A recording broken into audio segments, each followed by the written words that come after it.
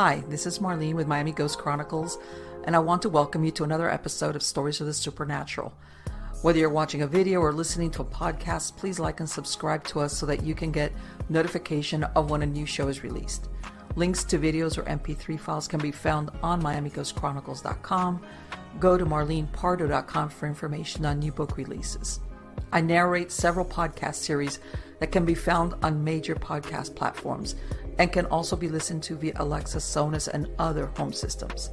Look for Supernatural Storytime for scary storytelling, Nightshade Diary for classic horror and adventure stories, Stories of the Supernatural for interviews with different guests on the show. If you want to get noteworthy news about the paranormal world, true crime, conspiracy stories, and anything that is just plain weird, just visit Stranger Than Fiction Stories tab at miamighostchronicles.com or find us on Blogspot. I want to thank you for being part of my audience, and I think you are all wonderful. Hi everybody, it's Marlene with Stories of the Supernatural. How's everybody doing? Good, I hope. I'm doing well. Everything is well here on the farm. I'm hoping, I know I've promised this before, I'm hoping that I will get a video or at least pictures of my new chicks. The ones that were hatching, the blue Andalusians that I bought. And even though I bought a straight run and I'm seeing some that look like roosters, so let's see what happens. And I'm gonna do some investment advice, kind of. I couldn't believe it. The other day I was at a grocery store, which shall remain unnamed, but is widely visited by people all over the place, and a 60 egg box, okay, which I must have bought one time when my chickens during the winter that the laying went slow. I bought one of those boxes, I kid you not, for $4. They're now running for $15. So, like I said in my last episode where I had gone to that feed supply store and all the chicks were almost sold out, which is why I ended up with a straight run of blue Andalusians, which is like the roll of the dice to see if I would get roosters. I understand why, because I think a lot of people, I know that there were some people that had always been buying, chickens just for the, how can I tell you, for the novelty of it. Believe me, I've picked up a lot of people that bought the chickens and then didn't want the chickens. I've rescued some chickens along the way, but I think a lot of people, it's not that anymore. I think a lot of people forget the novelty part. They're buying chickens, especially at these tractor supply, not tractor supplies, feed supply places, because over there they can guarantee the sex. In other words, where they're at, they can't have roosters, but they're willing to pick up a couple of little chicks that they know are going to be hens, because, not because of the cost of eggs, obviously, but I'm saying that's a sign of the times where people that normally would not have a chicken are saying, I need a couple of chickens to lay eggs for me. So I'm hoping at the very least, the point of that conversation is that I'm hoping that even if I end up with too many of these roosters, once they're young, I'm going to be able to maybe sell them. Because I imagine there's going to be people down the road that want their hens to procreate. In other words, if you don't have a rooster to fertilize that egg, yeah, you'll have eggs, but you're never going to get any chicks out of them. So yeah, that's what's happening in the chicken world. Okay, otherwise all my other ones are okay. And yeah, and last week I lost one of my everybody knows that back in November I lost one of my little old Chihuahua, my little Chihuahua dog that I had for 15 or 16 years.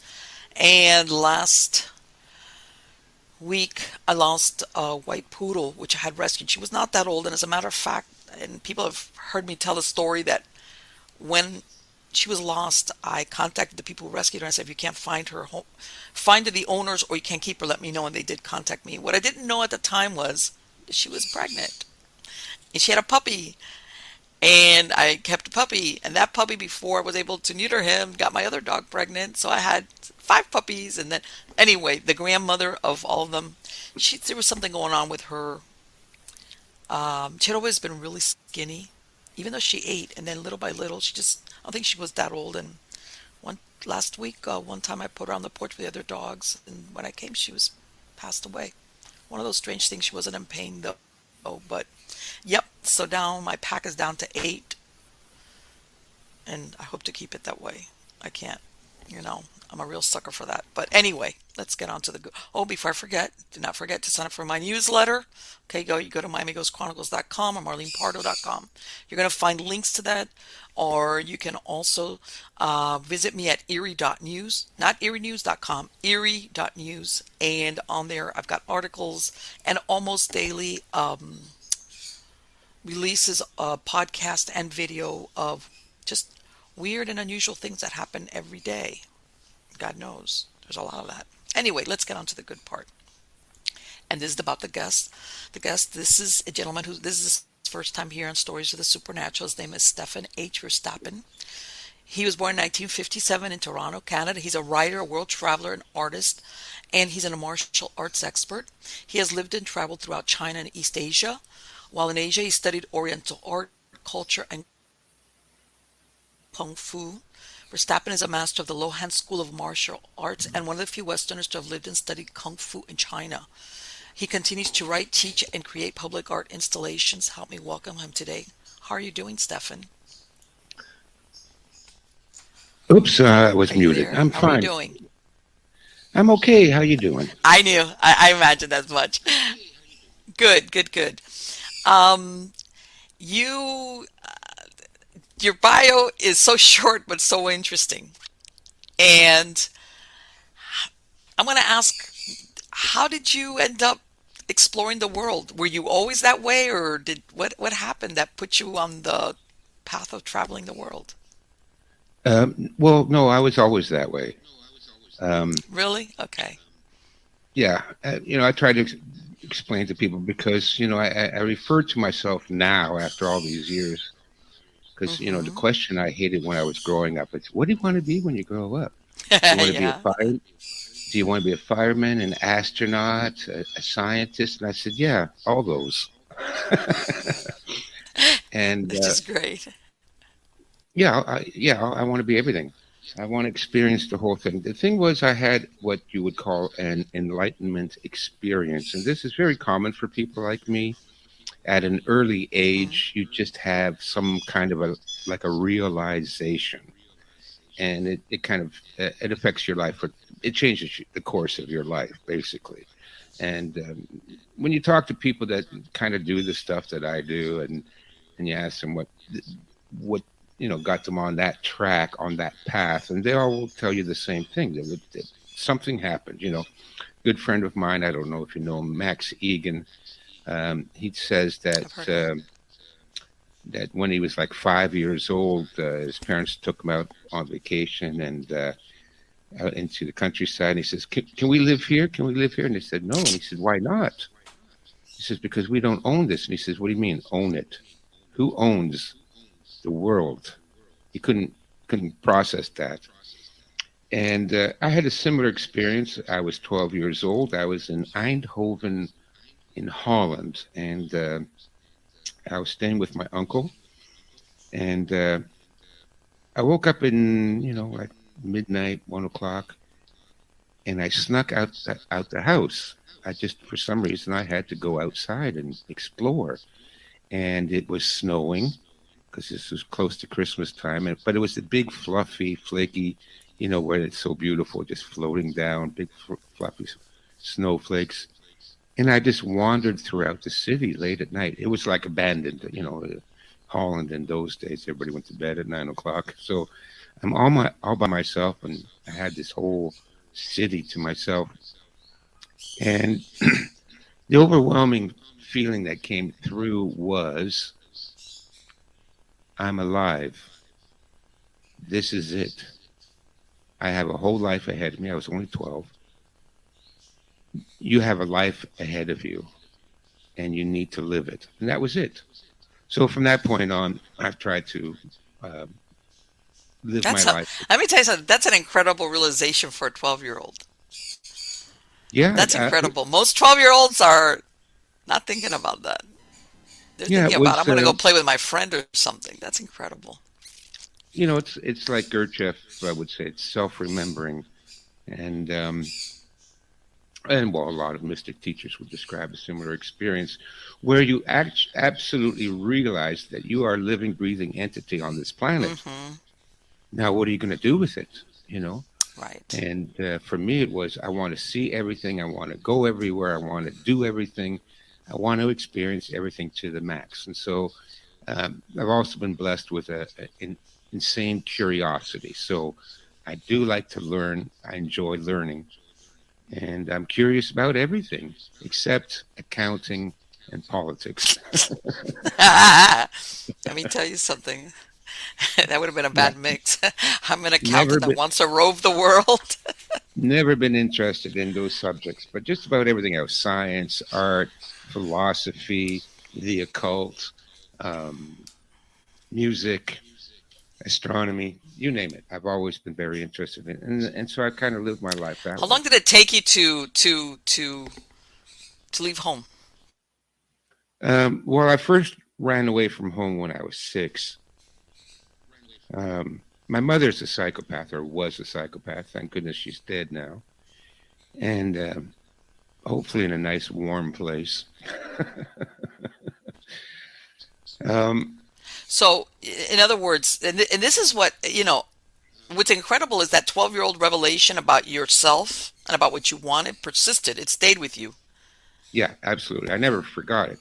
I'm always trying to recreate the experience, and that's why I spend a lot of time Okay.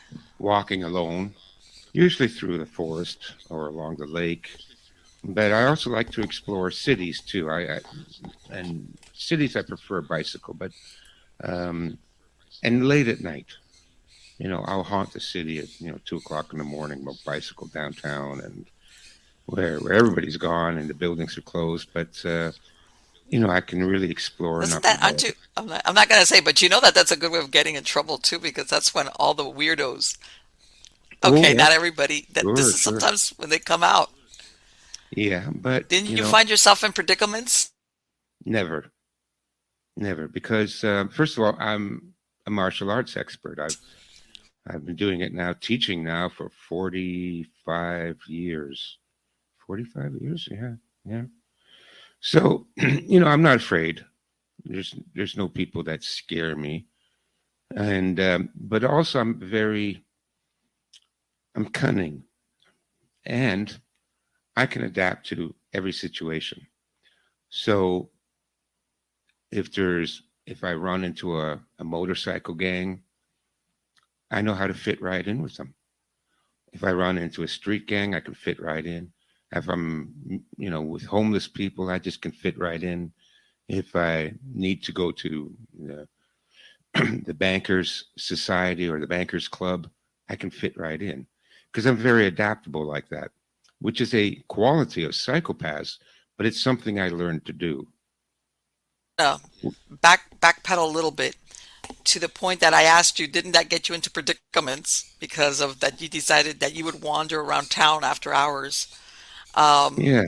but and what happened? Or were you just one of these people that was? Because it sounds like you were also very how can I say observe. You observed also what was going on around you. It seems that way. Oh, absolutely. Heightened awareness is key to it. But what I was saying, I'm very flexible. I know how to read people and I know how to Okay. adapt to every situation. For example, if I'm going to bicycle downtown, I also use disguises. So if I'm going to bicycle downtown, I will dress like a homeless person because that way nobody bothers you. It's a great disguise. I'll give you an example. I was going to go down. Are you in Canada? No, no, you're in Miami, right? Well, no, I'm not, I moved to North Florida about a year ago. So yes, but I'm in Florida. Okay. Well, I want to go see the fireworks at the Canadian National Exhibition. It was like a 30-minute bicycle ride, but because I'm going downtown and I'm going to be there late at night, I dressed in my what I call my homeless outfit, which is just raggedy old jacket, raggedy old pants. So I get down there and usually I bring a couple of beers with me, packed and nice, and I'm laying on the grass, waiting for the fireworks display to start.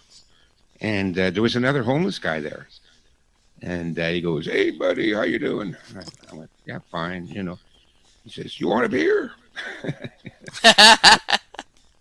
I had just come back from California at that time, and Okay. Marlene, I got to be honest with you. Of all my friends and family and the people that I knew here in Toronto, this was the only guy that offered to buy me a beer. He had him with him. So Really? yeah, like I get along with homeless people. I've always tried to help homeless people. I've hired them to help me when I'm doing my art installations, and I've when I lived in California, I would have them over. There's a few homeless people you get to know because they're always on the same spot on Main Street there, and Mm-hmm. I'd invite them over for Thanksgiving dinner, and that's just the kind of person I am because a lot of times it's not their fault. A lot of them, yes, are crazy. A lot of them are drug addicts, but a lot of them are just people that have, fallen on hard times. And for the listeners out there, Yep. you go a month without an income, and you see how fast Oh yeah. your ass ends up on the street, and it's not your Yep. fault. And then, yeah, go and ask your family to help you, Yes. Yes. right? And so Yes. So I thanked him. I said, "No, I brought my own beer." And he came over and sat down and we watched the fireworks. And he told me all about the best dumpsters to dive and what are the warmest places over the subway grate to sleep at night where you get the hot air coming up. So, Yeah. but I can do that with everybody. I remember I walked into a bar one time. Stupid me. I usually have a rule about know your terrain, right? Know where you're Mm-hmm. going, know what the area is. I'm very tactical that way. I walked into this bar. To my horror, it turned out to be a biker strip joint. And just Oh then, boy. you know, and I'm coming home from work, and at that time I was working as a publicist, so I'm in a suit and tie and all that. So I'm the Oh, guy in the suit you and the fit right tie. in, huh? Yeah, and in the biker strip bar. So I look out the window because I always sit near the door. Again, it's tactical. I always sit facing the door, right? I never have my back to the door. And I see a stretch limo pull out. Sure enough, here comes um, the boss of the bikers. He's wearing his colors. I think they were Hell's Angels, and three strippers with him, and he comes walking into the bar, and son of a bitch, the guy sits down right next to me, and I'm thinking, oh my God. So I turned to him and I said, "How long have you been studying karate?" And he said, "What?" I said, "How long have you been studying karate?" He said, "How did you know I was studying karate?" I said, "I can tell by the way you walk." Blew the guy's mind. He just, what the? And then, I told him, I'd spent years in China studying Kung Fu. I can tell. Well, my God, he became my best friend. All the drinks were on the house, and arm around me, and he's calling the other strippers over. This guy is a master.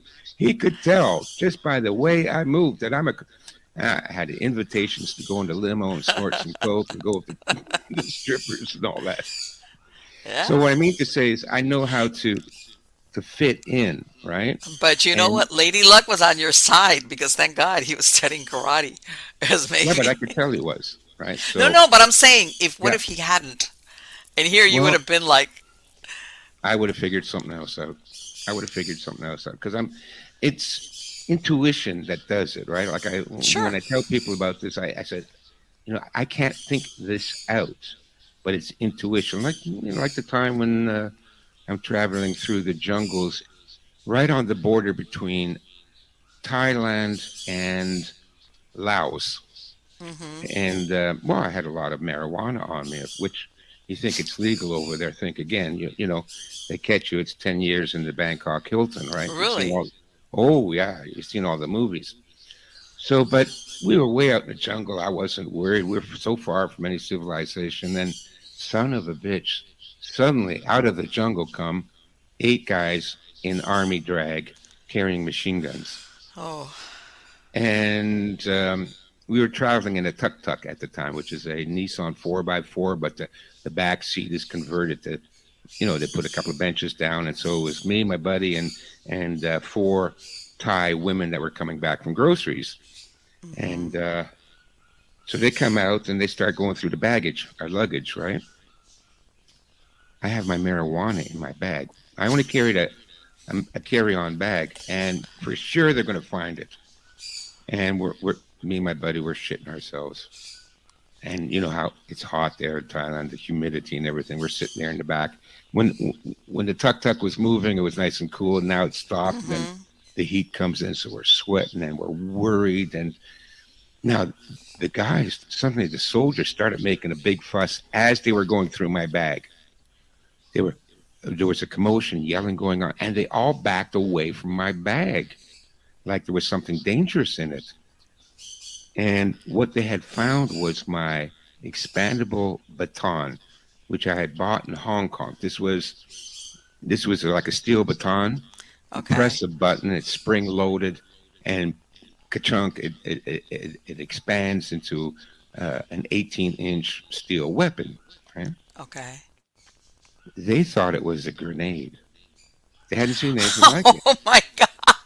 Well, because that's why they all backed away. They all made a big. Oh yeah, for a minute I was like, wow, they're really impressed by a baton. So they're thinking this is an explosive. Oh, yeah, boy. like a pipe bomb or a grenade. They've never seen anything like it, so they're all freaking out there. And again, this is all instinct. So I went into what we call playing the fool. It's a strategy. It's a very good strategy. If you're in real danger, it's called feigned madness or playing the fool. And so I got out of the tuk-tuk, and we had hired a guide, Utai, to lead us into, because we were looking for a shaman, one of the Karen shaman up in Laos. And we'd hired this guy to take us way up into these remote villages. And Utai saying, don't get out of the car. Don't get out. Don't get out. Whatever you do, don't get out. No. I jumped out, put my hands up in the air, and suddenly, 8 machine guns raised up and point towards me, right? I startled them, right? I said, "No, it's not a bomb. Let me show you." And I went over and they passed it around. And suddenly, one of the guys in perfect English, said to me, "Why do you have this?" And I said, "Well, we were warned that if we came up into this area, there were a lot of bandits," which is true. It's the Wild West up there, right? And I brought it for protection. He translated it to all the other soldiers. Well, they started laughing their asses off. Is there thinking you're trying? Okay. Yeah. Well, later on, I found out once we got up into the mountains there, everybody had a machine gun. Right. I was gonna say, he was like, "Yeah, good luck on that." And let me ask you: were those soldiers, were they looking for drugs, or were they just randomly stopping anybody? No, they were looking for drugs. They were. Thai Border Patrol. No insignia, so you couldn't tell who they were. I see. If you'd seen not the last one, but the second last Rambo movie where he's in Burma, that's basically where we were, Okay. So for me to have a baton, it was really ridiculous and proved that I was not a drug dealer, because no drug dealer would be that stupid. Right, okay. So I'm telling you that's incredible. That's an incredible story. So they stopped looking. They just turned to me and they said, "Okay, put your stuff back in the bag, go on your way." But they thought it was a big joke. But instinctively, I knew this was the opportunity to distract them away from continuing to search my bag. So that's what I mean. I would have thought of something, but I've always been that way, Marlene. I've got good instincts, okay? Right. So if something happens, I don't know what I'm going to do. I can't tell you in advance. I couldn't even plan it out. If you told me, well, if they pull you over, what do you think you would do? Well, I can't tell you what I would do. So you're really good at ad-libbing. You're like, here it is. Yeah, well, it takes over me. It takes over me. There's no thinking involved. You just... Yeah, you're you just make what it is at that moment, and how can you anticipate the moment until it arrives? Yes, and this is how you fight as well. This is the highest form of hand-to-hand combat. I have a good friend. He's he's retired now, but he was the first team captain for Toronto's very first SWAT team. And so he trained at my club. And great guy. And then he went on to teach at the police academy, close quarters combat. And we were talking one time, and he says, "You know what question I get all the time?" I said, "What?" He says, "What would you do if a guy came at you with a knife like this, and he said, I'm going to ask you that question, what would you do? And I said, what would I do? I don't know. I'll know if it happens. No, because you have to react Right. instinctively. You can't plan this out. In hand-to-hand combat, things go so fast. So you can't say to yourself, oh, well, if he attacks me with a knife, I will do a low cross lock, and then I'll do a wrist lock, and then I'll hit him in the head. If you think like that, you're dead. You have to react to the situation.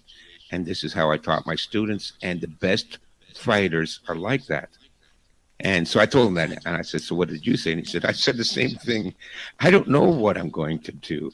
He'd have to come at me, and then I will react. But I cannot tell you in advance what technique. I mean, we learn, okay, knife defense, defense against this, defense against that. Yeah, you learn that, you train in that. But in a real life situation, you cannot think your way through it.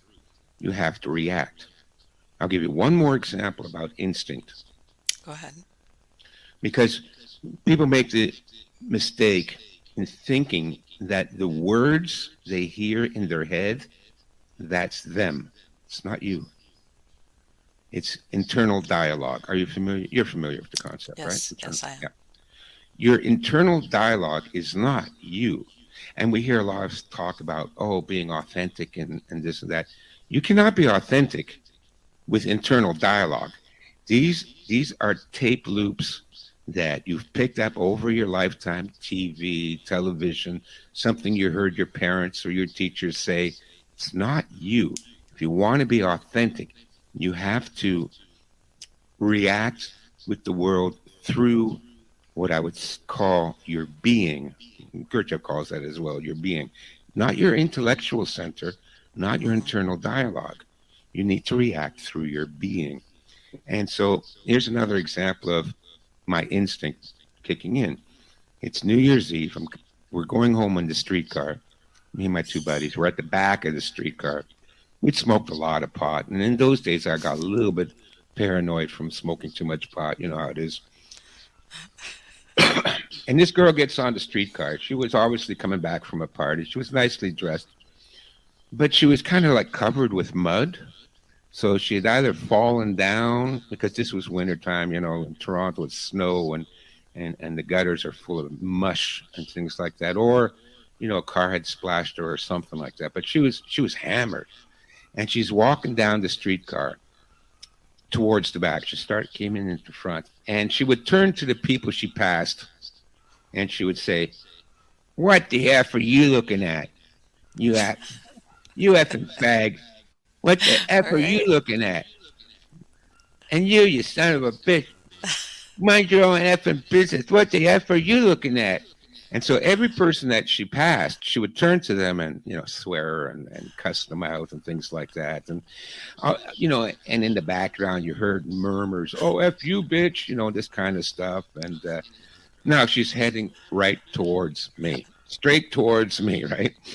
So I know she's going to come up to me, and it's going to be the same thing. "What the F are you looking at, you faggot?"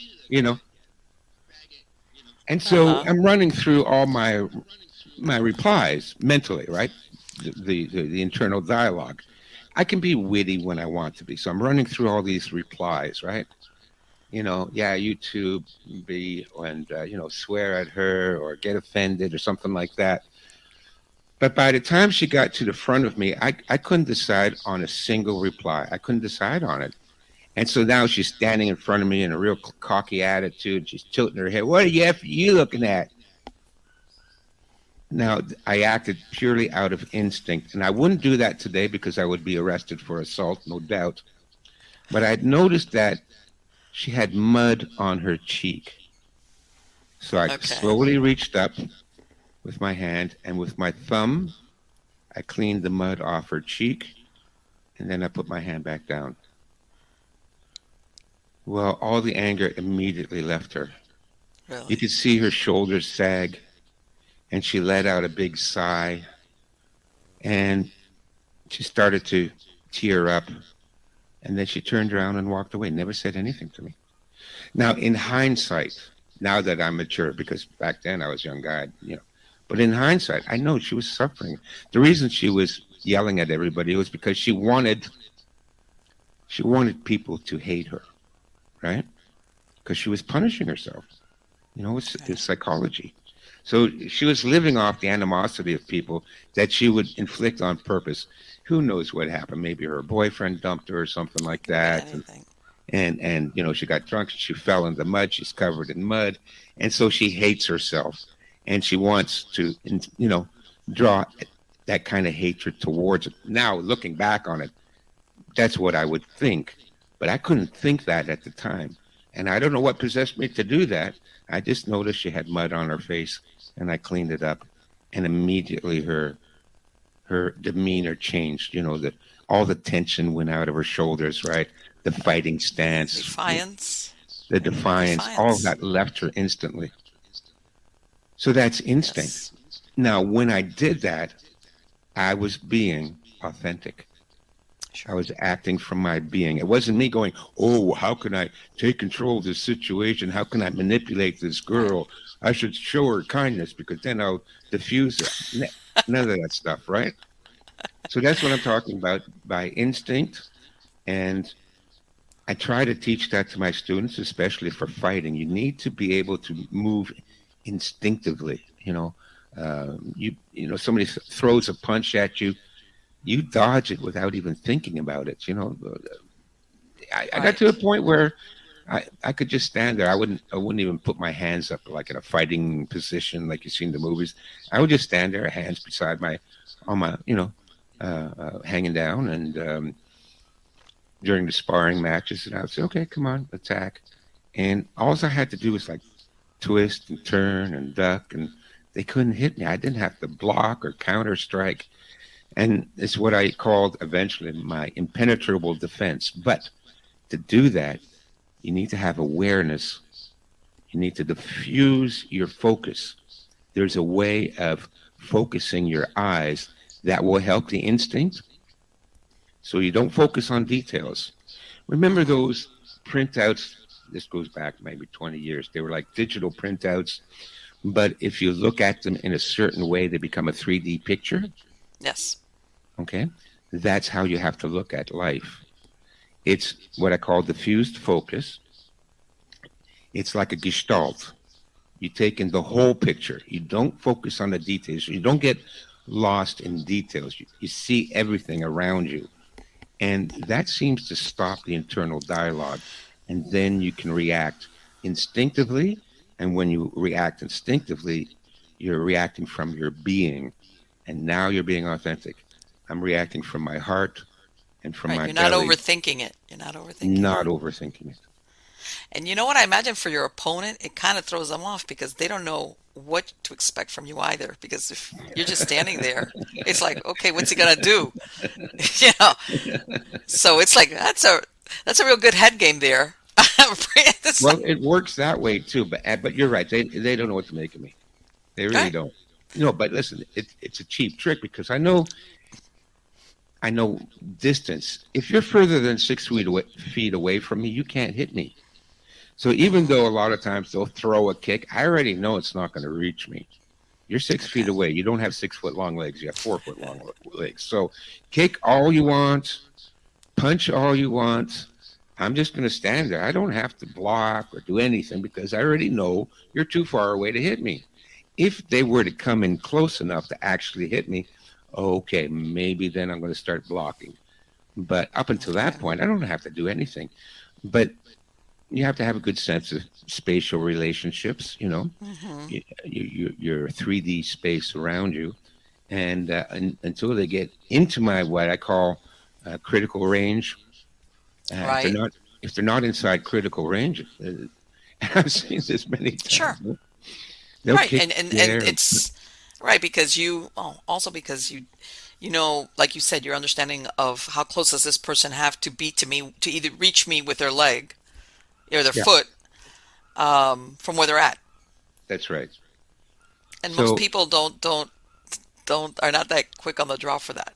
Well, it comes from years and years of training and understanding the distance. You get to learn how to I mean, it got to the point where people would never come within critical range of me. I'm Okay. spooking them out, and so sometimes I would do a really sneaky trick, like I would pretend I was distracted. I would suddenly look down like my shoelace was untied, hoping that they would take advantage of that, right? Right. Uh-huh. Yeah, come on in for the kill. Come on in for the kill. I'm distracted, knowing that I'm doing that on Uh-huh. purpose, right? And again, it's a classic military strategy. It's called the strategy of open city gates. Okay. And it's in my book, The 36 Strategies, the strategy of open gates, where you leave yourself seemingly purposely vulnerable. And what it does is it spooks your opponent. They're going, how come they haven't closed the city gates? Don't Like they what's see up? there's an army arrayed in front of them? It must be a trap. Right. Exactly. And I imagine, not that I'm a fighter because I'm not. I'm not. A lot of warfare, whether it's one-on-one or other numbers, a lot of it has to be psychological. Hmm. So Yeah, the um greatest strategist is Sun Tzu in his book, The Art of War. mhm. And he says you have to defeat your enemy before you go into battle. Right. So a lot of that is you defeat them psychologically. That's the point. And if you defeated them psychologically, you've already won. Now let me ask you, what happens? When you have an opponent. I imagine up to a certain point, it's when you know something about your opponent. What is it when you're facing an opponent that you have no knowledge about? It's basically just reading their body language. Okay. Um, a lot because I had an open door policy when I taught, and I taught for like 40 years, and one of the few clubs that had this open door policy, and that was any. Sorry, that's me. Anybody that wants to come and spar me is welcome. I'll take Okay. you all on. Anybody. So I would get people from Taekwondo and karate and Jiu-Jitsu and Krav Maga and mixed martial arts, and I said, come on, let's go. So, which was good because I had a chance to, defend against all these different styles. And it's basically experience. I'm probably sparred 10,000 people in my life, but you do that long enough and you get good at it. It's like anything.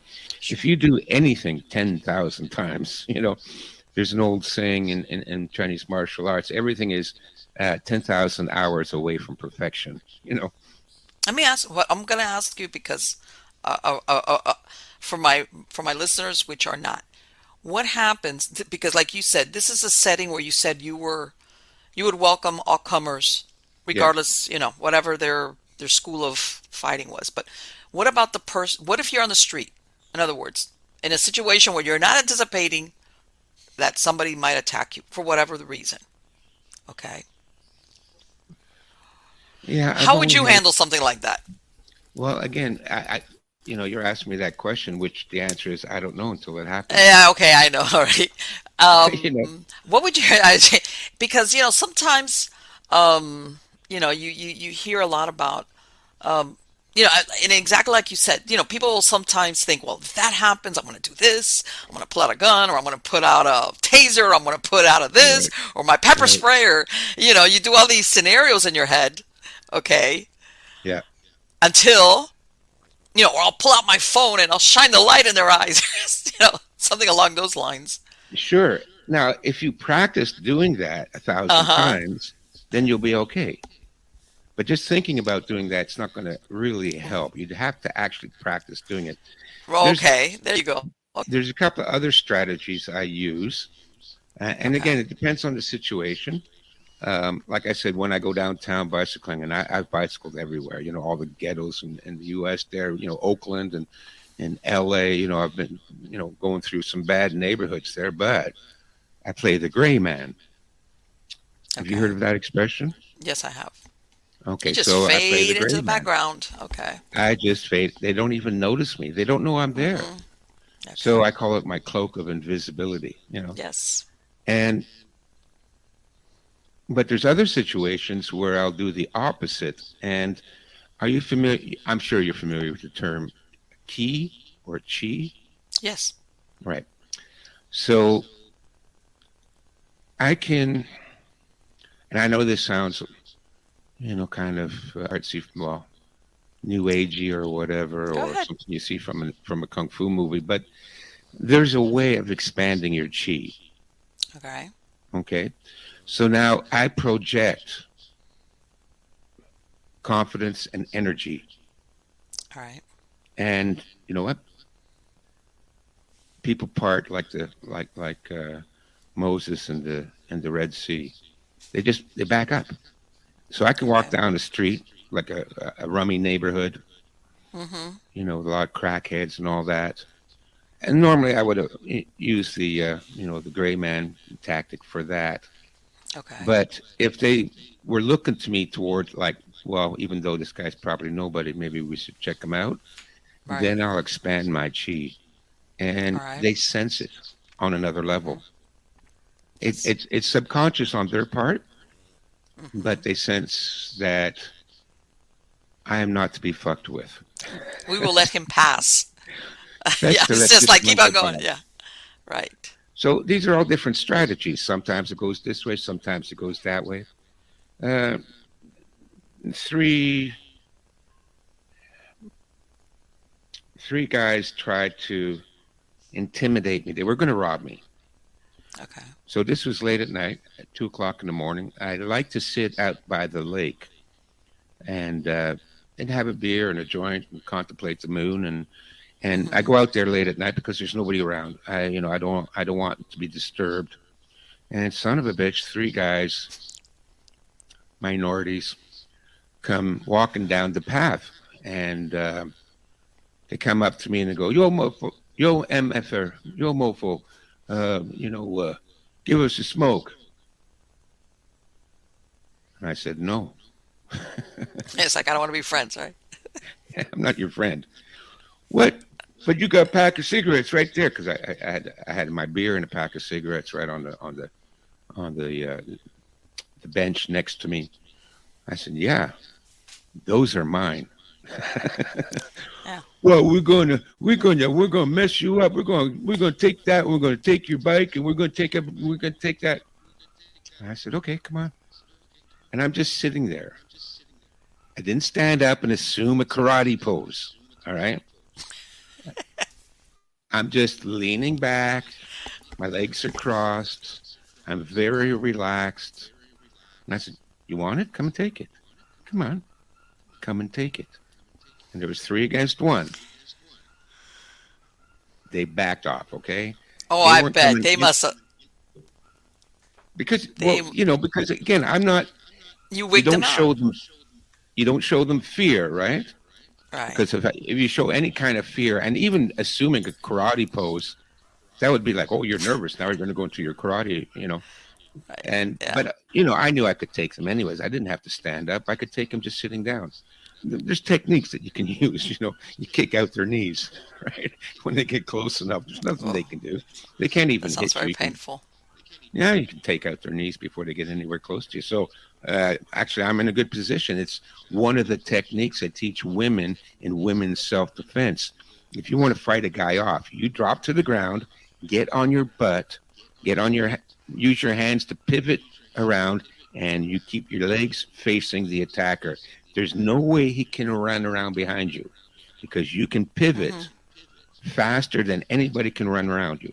Okay, All so right. you keep your legs towards them, and as soon as they get close, you kick out their knees. Now they can't kick you because you're on the ground. They can't punch you because you're out of reach.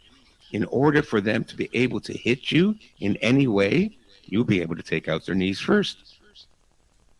So, Wow. And that let me tell you something. An injury to the knee. Ooh, oh yeah, that's gotta yeah, hurt. that's all you need to do. Once you dislocate a kneecap, they're not going anywhere. So Mm-mm. I just laid there. But again, now the thing in my mind is, how am I going to dispose of their bodies? Oh God. It's, it's like okay. That's I, what I was thinking of. I'm going to dump them in the lake, but I have to make it look like an accident. So maybe I'll smash their heads in on the curb, and it'll look like they slipped and fell, Slipped and all three fell in at the same and all time. three fell in. Do you think that they But thought that you had a firearm? Or what? no, I'm in Canada.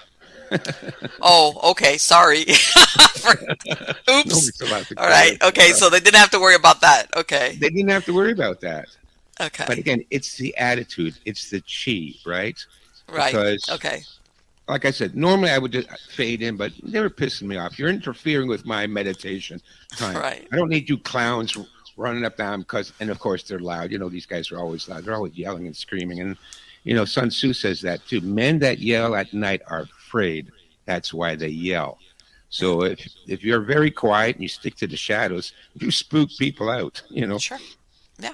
Tell me how angry you are, and I'll tell you how scared you are. Yeah, Because exactly. that's really all it is. That's all it But is. so they there was something about it. They were like, you know what? This is you got in their head. Oh, yeah. So what you were talking about, so the psychology of it, right? So I'm doing the opposite of what, most people would expect to do, or they're searching for their pepper spray or whatever, Yeah. But again, I'm trained, so, I'm not really worried about them. I know how to fight against three people at the same time because we practice that. I used to do that with my students. I'd say, okay, you three guys, go get that guy. And they go, what? 3 against 1? I said, yeah, what do you think's going to happen on the street? It's going to be a fair fight. It's never a fair fight on the street. You better get used to having 2, 3 guys coming at you. And the technique is to always move laterally. You move in a circle because that way they always have to realign and so that they're coming at you one at a time. They can't flank you. Okay. They can't get around behind you. So as long as they're coming at you one at a time, you can take them down. I know I'm getting way off. No. This is so interesting, but I'm going to ask you a question again from a non-fighter. Is there any time that you would say you need to run? Oh, absolutely, yeah. Now, I've never experienced that time, but I would say yes, yeah. But again, and this is what I talk about with people, and also, I do a lot of work on prepping and survivalism. I do consultations if people want to get ready and get prepped. I just had a consultation this afternoon with a man in Amityville, Long Island. A very nice gentleman. Yes. And what I tell people, because people are worried about things are getting really bad now. Okay, we're looking at food shortages. We're looking at potential World War III for God's sake. Let me tell you, I tell everybody, if somebody will tell me December of 2019, okay, and I'm gonna say that date stands out for me because my mom passed away in December 28th of 2019. She was 90 years old. It was very sad, but she wasn't, it was not totally unexpected. But what I'm saying is that date, that month stands out for me. Have to live through this. Right. As a matter of fact, later on, with what came afterwards, I was like, sometimes the timing on these things are better that you don't realize at that moment. Yeah. Because I had her in a nursing home and everything. And I'm the only child and whatever. But what I'm saying is, to me, that's, how BC, AD before Christ and whatever, AD Anno Domini, well, that was my cutoff point. I said, if at that moment somebody would have said what was going to come starting in the spring of 2020, and everything that came after it, I would have said, oh, you're crazy. No, that's not, no. People do that. No, and saying it's okay. No. And wow. Yeah, I know. Look at what happened in 2 years. All our freedoms. In 2 years. So anything that you say, which would have sounded far-fetched back in December of 2019, unfortunately, now is very, very likely. Yeah. And it's unfortunate to think that. And so people are rushing now to buy food and buy guns and get ready and fortify their home. But what I tell people, in a survival situation, the most important weapon you have is your mind, your instincts, your ability to react, to read a situation. And again, it's being cunning. And if you are cunning, you can survive anything. You can survive these attacks. You can survive muggings. You can survive people wanting to fight you or people wanting to break into your house. It's difficult to teach cunning. I did a lot of research when I wrote my first book, The 36 Strategy. I spent a lot of time researching, and this research will tie into what we're going to talk about later with Mm-hmm. psychopaths. But Right. I read military history, all the wars, the battles, and the lives of the Mm-hmm. kings and emperors and shoguns, and boy, these were ruthless people, Yes, they were. and the strategies were yeah, they were cunning and ruthless, and then you start to get a feel for it. So you need to read a lot of history, a lot of examples. I also read like lots of books on con artists, how they perform their cons and tricks. Three card Monte and Mm-hmm. the and soap, the dollar and the soap business and the phony gold mine. I read all about Ponzi and all these con artists, how they fooled people. So you get a sense of street smarts, and you get a sense of how cunning people are. Then you need to match that level of cunning. At least you need to be able to recognize what you're dealing with. And so long as you're cunning enough and ruthless, and people always think when I say ruthless, I mean like you got to be mean. No, you got to be ruthless in that, somebody comes up to you on the street and says, "Hey, can you give me a light for my cigarette?" Look, that's a setup for a mugging. Everybody knows that, right? Mm-hmm. But a lot of people, especially Canadians, oh, sure, I think I got a match in my pocket. Hold on a second. No, some stranger comes up to you on the street and asks for your light. You say, I don't have one. And then you step Right. around them, right? And you step around them sideways because you want to be able to see who's behind you. Because 9 times out of 10, there'll be somebody behind you. Do you think that, and I hate to say it, but do you think that a lot of modern, when I say modern living, let's go for the last 50, 60, 70 years, they've kind of dulled that instinct for self-preservation? Because basically that's really what it boils down to. Yeah, Self-preservation for yeah, yourself, for your family, for your children, for whatever. In other yeah, words, it's been dulled because they've put adjectives, ugly ones, like you're ruthless, you're this, you're that, you're suspicious, you're paranoid. yeah, When people would normally say, why are you coming in so close to my body space? Like you said, you're asking for a exactly. light. Yeah, Where people now, like you said, are like want to be Mr. or Mrs. Friendly. Yeah, sure, here. Where once upon a time, maybe 100 years back or 80 years back, they would have been like at the moment very wary or not let that individual get close to them. So yeah. it's And then almost like again, we've been defanged. oh, absolutely. Absolutely, Marlene. Listen, Charlotte Iserby, I'm sure you're familiar with her work, The Deliberate Dumbing Down of America. I've heard of her. I am not familiar with her work per se. I have not. But anyway, go Well, she ahead. made a very good case that the educational system has been causing, Yes.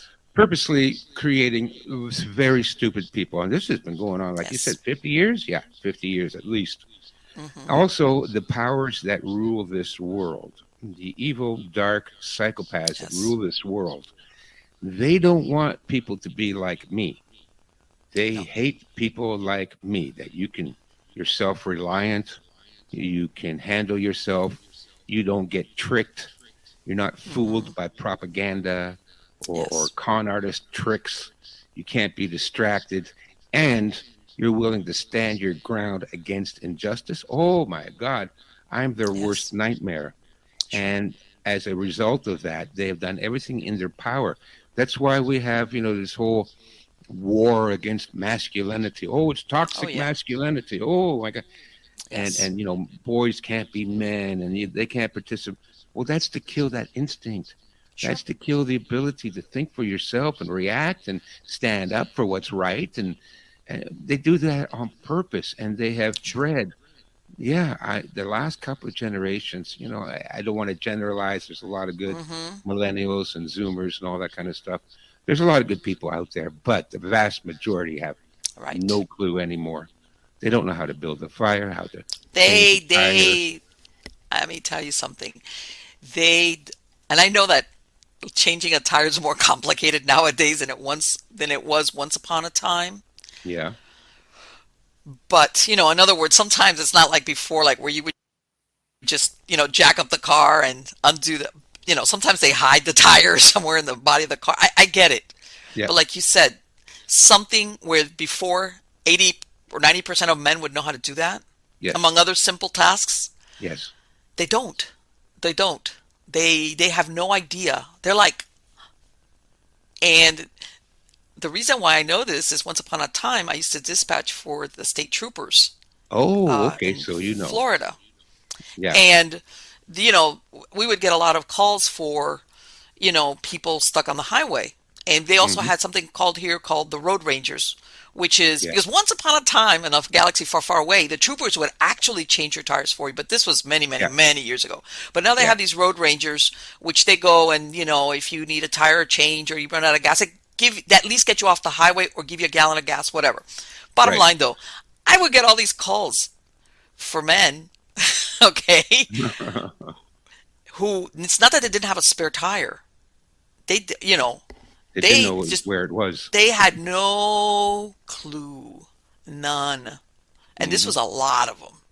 So when you say that, I understand firsthand how accurate that was, Yeah. and yeah, and I don't know. I think of my uncle and my grandfather and things like this that they knew how to do stuff. They at least Exactly. they knew how to build stuff. Kind of. I'm not going to tell you they were architects or builders. I had one uncle that he was in construction, but they they had this thing where they tried to figure stuff out Yes. and They could basic stuff figure it around the out. house. They would do it, and nowadays they're like, yeah, they'd be like, unless it was like something like they'd say, okay, this is not a, but no, and nowadays that's gone by the wayside. Yeah. And That has gone by the that's on wayside. purpose. That's Um, to create a docile, yes, weak population that is easily manipulated, and that's what you see now. yes. Yeah.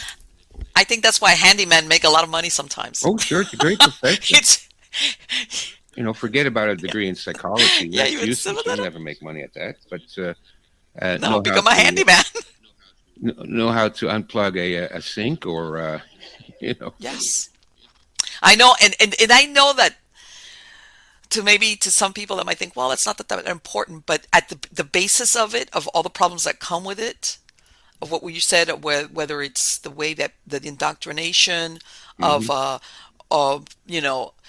men, what's the God, that they've thrown the thing at manhood as misogyny, Yeah, the chauvinist. Remember when there was in the 80s the yeah, chauvinist? That was like one of the terms, and yeah, all these things, and of course they always use the worst case scenarios as an example. You see what I'm saying? yeah. Okay, so yeah, Um, there are some bad oh, examples, of course there is. but But that's the I'll be case with honest. everything in life. It's like what? Yeah, but in my 65 years on this planet, the number of men that were predators or were Mm, obnoxious, oh, less than a handful my whole life. yeah. Most Yes. men I know, they want to be good men, they want to help. They're not interested Hmm. in dominating women Yes. or any of that stuff. They're just regular guys. They want to earn a living. They want to come home, have a beer and a hamburger, and watch the football game. And I hate sports myself, professional sports. I never watch that crap. But anyways, good for them. Yeah, I know. They're not hurting anybody. They Let me just tell want you. to be left alone. Well, my family is Cuban. I was born in Miami, but my family is from Cuba. They're Hispanics, so I know a lot of people have that Oh, stereotypes our about prime minister Hispanics is and Cuban. Cubans. Really? Oh, please. Yes, of course he is. Yeah, Yes, I he's know. Fidel Yeah, he comes Castro's. from that Castro lineage. Yeah, let's do Yeah. a DNA Oh, he test on does. him. Let's send him to ancestry.com and see what comes back. Yeah, I'd like Oh, to. but anyway, Cubans get that, even though, and same thing, even though the Hispanics and yes, the macho man mentality and stuff, even though they've calmed down, I didn't grow up where men were exactly like what you were saying.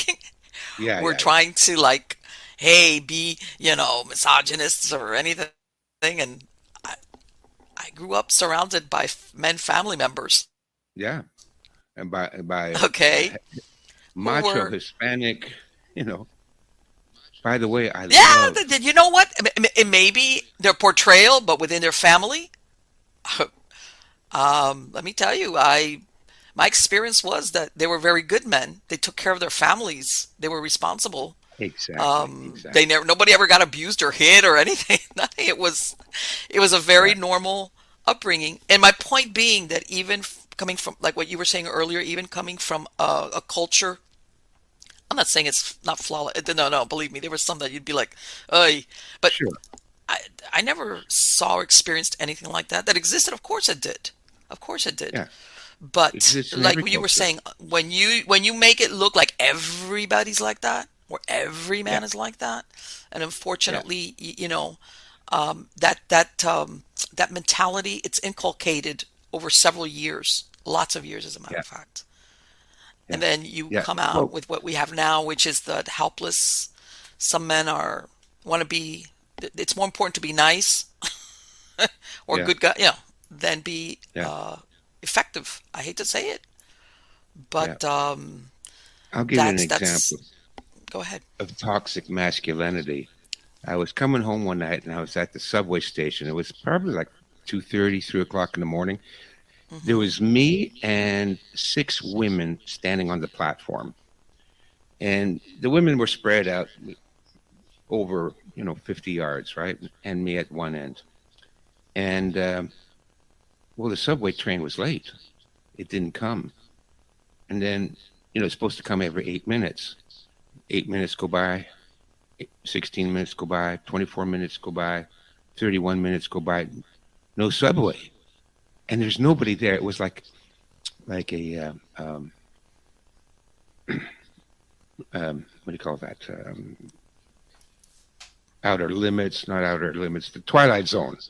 It's like a Okay. Twilight Zone episode, right? And then Hmm.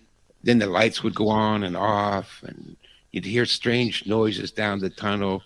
Well, this went on for an hour and a half. We didn't hear any announcements. Nothing was going on. It was like a horror movie, right? Okay. Suddenly the world is empty. The trains aren't running, and there's nobody around, and there's no announcements.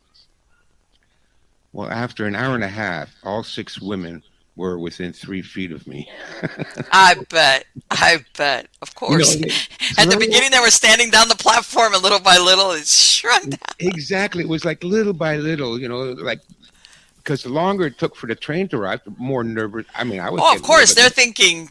Yeah, everybody' imagination goes off into Yeah, worst yeah. case scenario. Alien Of course. invasion. It's finally Yeah. happened. And Whatever. It's like, okay, just in case he's gonna. yeah. And so, even though they started off a long way away from me, but slowly they kind of, Yes. nonchalantly, kind of wandered around, wandered around. But every time they wandered around, it was Yes. another 2 feet closer until I had all six women standing within 6 feet of me. Okay. So that's your Yes. toxic masculinity. Okay. Because, Yes. and again, it's what I talked about earlier about the chi, right? Hmm. I do, use the chi, but it's a calming effect on people. People know that Yes. I'm strong and gentle, and that's very comforting to be around. And you know yourself, if you were, Hmm. it was a stormy night, and the lights went out, and the windows were rattling, and lightning bolts were striking around the house, and all that, and you had a strong, quiet, gentle man, you would Sure. feel a lot better, right? Sure. Of course. Yeah, yeah, Especially if I hear a noise outside. yeah. Yes. And that's what No. it is, So It's like, yeah. I, of course. Of course. Of course.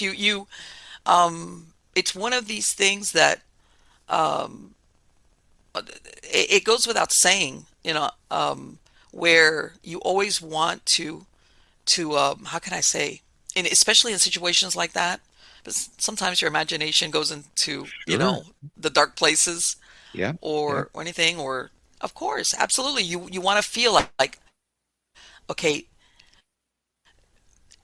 it's even though sometimes instead of this person coming looking to you for you to be the one, unless it's a child, of course, that's different. yeah, Okay, for you to be the one with the solutions or the that you have as an adult woman to go to. yeah, Absolutely. yeah. Absolutely. Of course. And, Of course. I'm That goes without saying. a That rugged-looking goes without guy, so I saying. don't look like a wimp, and I'm very calm all the time. Uh, I'm a stoic. You can't piss me off. You can't. Well, other than the government, which pisses me off all the time. But you can come up to me, call me names and all that. I don't care. I'm not gonna rise up to that stuff. Well, So you know what? The one of the things that you were discussing about what you were talking about earlier about what seems to be brewing around us, hmm okay, regardless of where you live at, whether it's the US or Canada or anywhere. I think for the first time, a lot of people that normally wouldn't pay attention to this are paying attention. hmm Um, because, for lack of a better word, they had their head stuck in the sand. yes, They were absolutely. lazy. How's that? Yeah, Lazy. It's like, whatever. and scared. Um, and scared. Well, now they're scared, but I hate to say it, but a lot of what's happened, we have no one else to blame but ourselves. Oh yeah, Okay, it's yeah.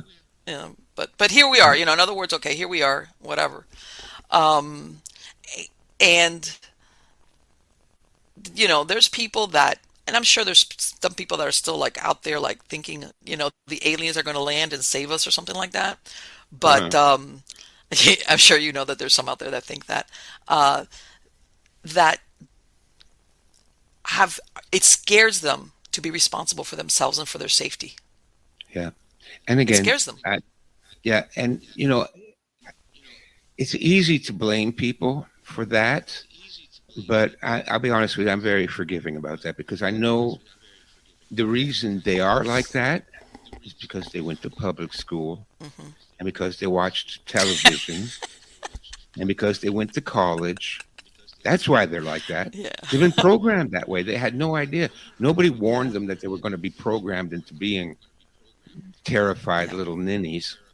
And that's what the result. Well. So it's easy to say, yeah, look, they're afraid and they're stupid and they're not awake and all. Yeah, it's true. They are like that. But Hmm. ultimately, the responsibility is the people that run this world. Listen, if I was in charge of the education system, Well, let me tell you, I would it's design programs where, all the men that came out of college would be like me, confident and strong and caring and kind and have skills and not be intimidated by things and self-reliant and work it out yourself, um, if I was in charge right, of right. running education. Well, the thing is, this is it's once upon a time. I mean, I went through 12 years of Catholic school. Yeah. I went through that, but the the how can I say it? Once upon a time, because I had friends that were in public school, and you had, especially, they had woodworking, they had different programs, and back then they didn't assume that you wanted to go off to college. There were trade schools. Right. There were options for Yeah. especially men Yeah. to go into. Like, you didn't go for you had options depending on what you like to do or what your aspirations were, Yeah. and all of that has disappeared. All of that Yeah. Yeah. has disappeared.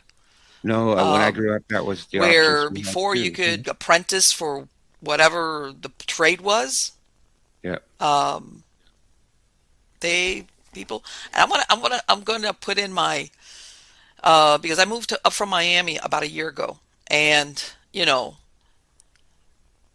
through the years, a lot of Cubans have ended up in Miami, and a Sure. lot of what they call the rafters. And my hmm point being, a lot of these people were born in and raised under communist rule in Cuba. All hmm right. And you want me to tell you what they, that myth? It's not a myth. I know some people are going to upset that they say, "Oh, follow your passion; it'll make you money." Right. They don't. When they land in Miami, you know what they all do? They either set up No. a small business, or Yeah. they go study how to fix air conditioners, Yeah. or they become phlebotomists, or Yeah. anything that's short term plus studying English that will get them money. You Yeah. understand what I'm saying? Oh, yeah. They're out there hustling from the moment they put their foot and start trying to find ways of getting into some type of trade or field Yeah. that doesn't require 4 or 6 years to get a diploma. You Yeah. understand? Oh, And yeah. even the ones that have some degree, they still have to apprentice and they'll do other things. but they're out there from the beginning learning what a lot of people don't want to do because, hey, why should I be a phlebotomist if I really want to become a doctor? There's nothing wrong with that. Don't get me Hmm. wrong. But they're always looking in, how do I make money Yeah. so that, and then you meet them 5 years later and they own a house, a little house. You see what Yeah. I'm saying?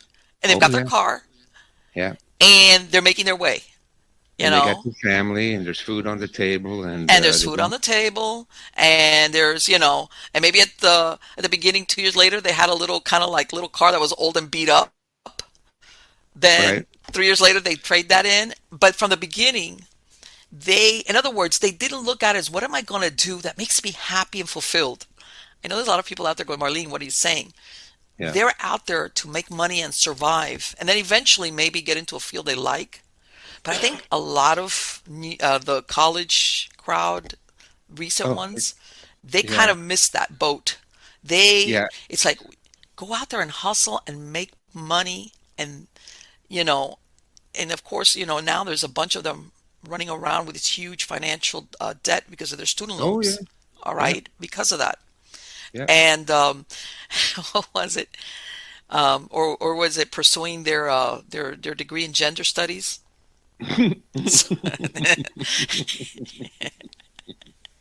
you know, which turns out to be as useful as if you had a degree in macrame. But Yeah. things like this, it's and here we are. But here we are. We could say discuss all the reasons why we are Hmm. where we are with our millennials or whatever, and why a lot of them are wigged out, Yeah. and some of them Yeah. are finally paying attention. And one of the things I wanted to talk about, among other things, is that you detailed the how can I say the behaviors that you see with people that are psychopaths.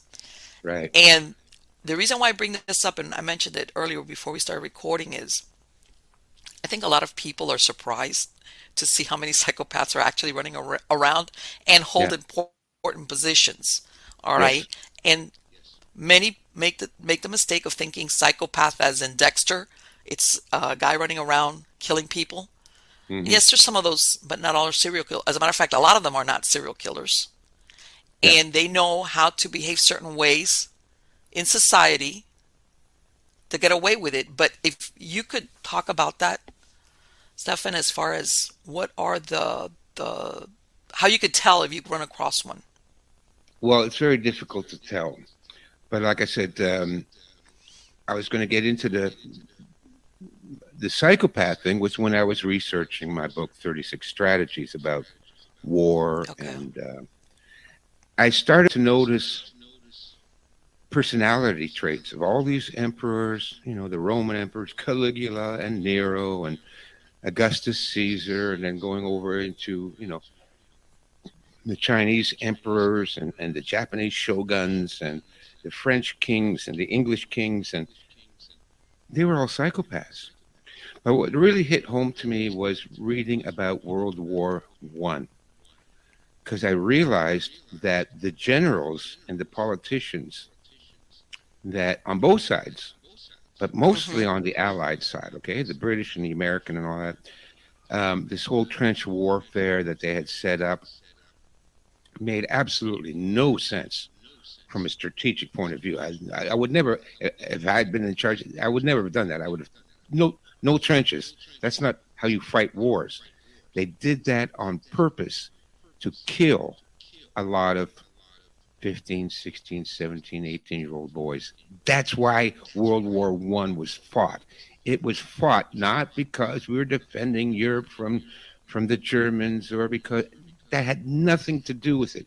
The entire war was orchestrated and run from the very beginning with one purpose in mind, other than to make money for the bankers. But the other Mm-hmm. purpose was to kill a lot of people. They did it on purpose. I'll give you an example. The famous General Pershing, I don't know if you've heard of him. Yes, I They have. named a tank after him. And I think there's a statue of him in West Point. All right. Now, on November Probably. 11th at 8 o'clock in the morning, he gets a telegram saying that we're signing in our armistice at 11 o'clock this afternoon. That's why we get 11/11/11, right? Which is Remembrance Day, which is the end of World War One.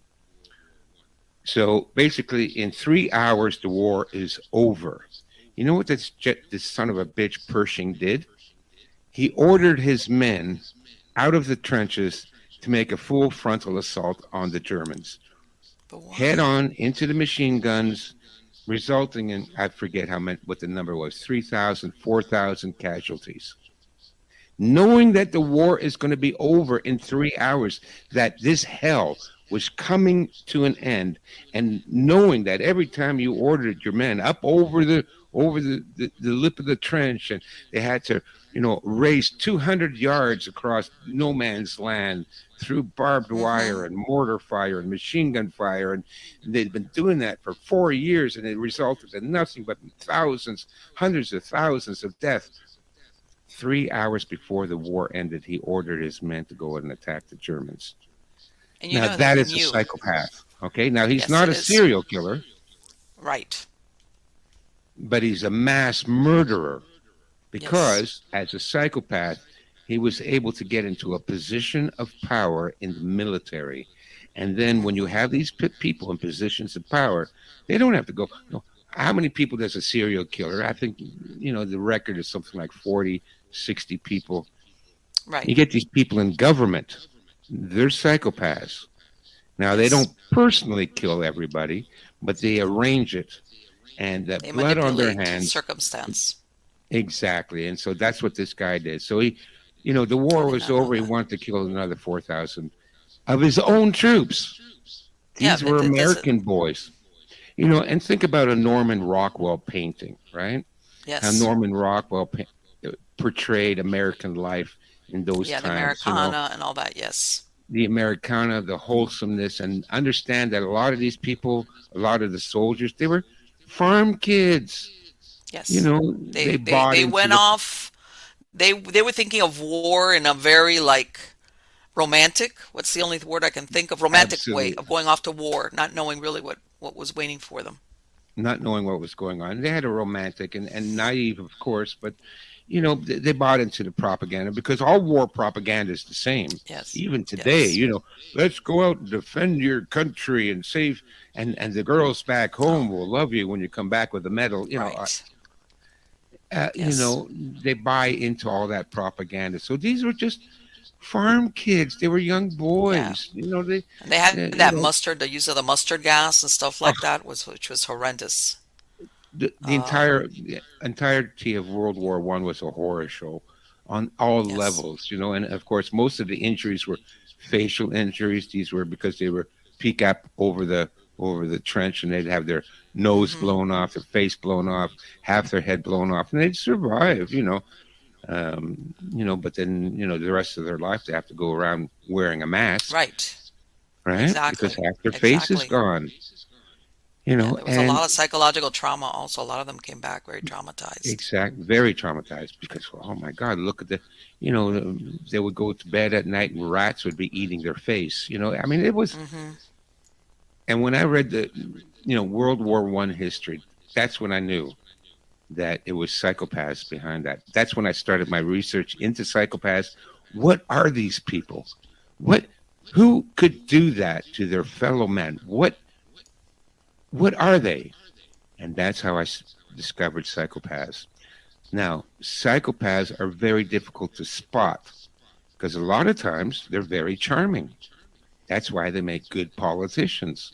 They're almost all compulsive liars, right? So when you see all these presidential speeches and their campaign speeches and all that, oh my God, that not a word of truth has ever passed their lips. Because they're psychopaths. They're good at lying. You and I would blush if we told the kind of lies these people tell. But they don't blush because they're psychopaths. They have no shame, no conscience.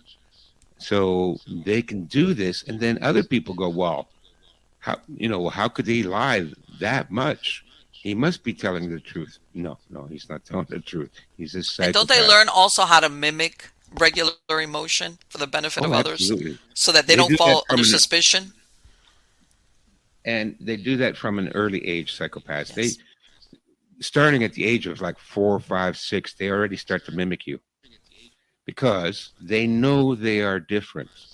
They know that, like, you're crying because your dog died, and they Hmm. look at you and think, why is Marlene crying?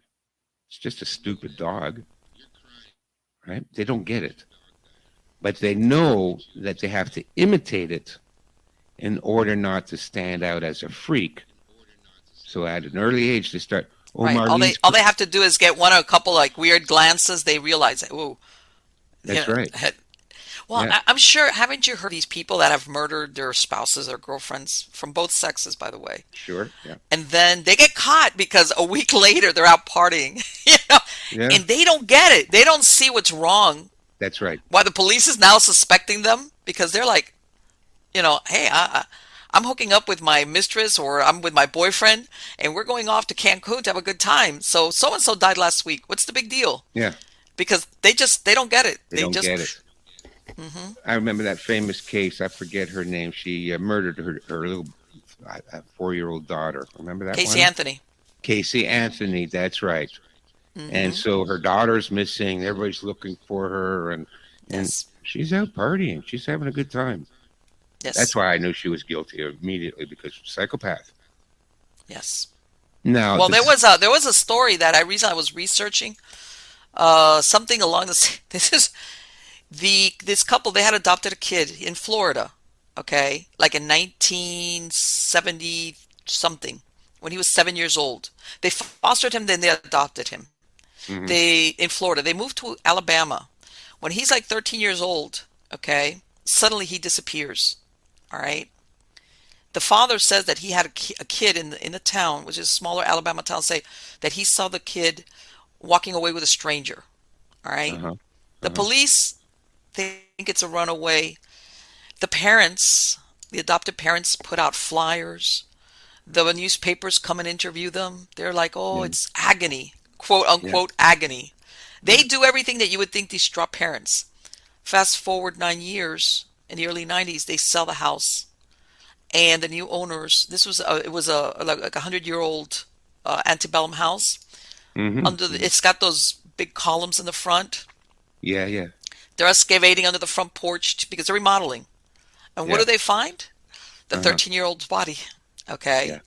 And these parents, especially the father, the one that actually killed him, they were telling anybody who would listen to them and basically pointing the finger at the police because the police wasn't taking them seriously because the police thought it was a runaway and somebody had taken their son.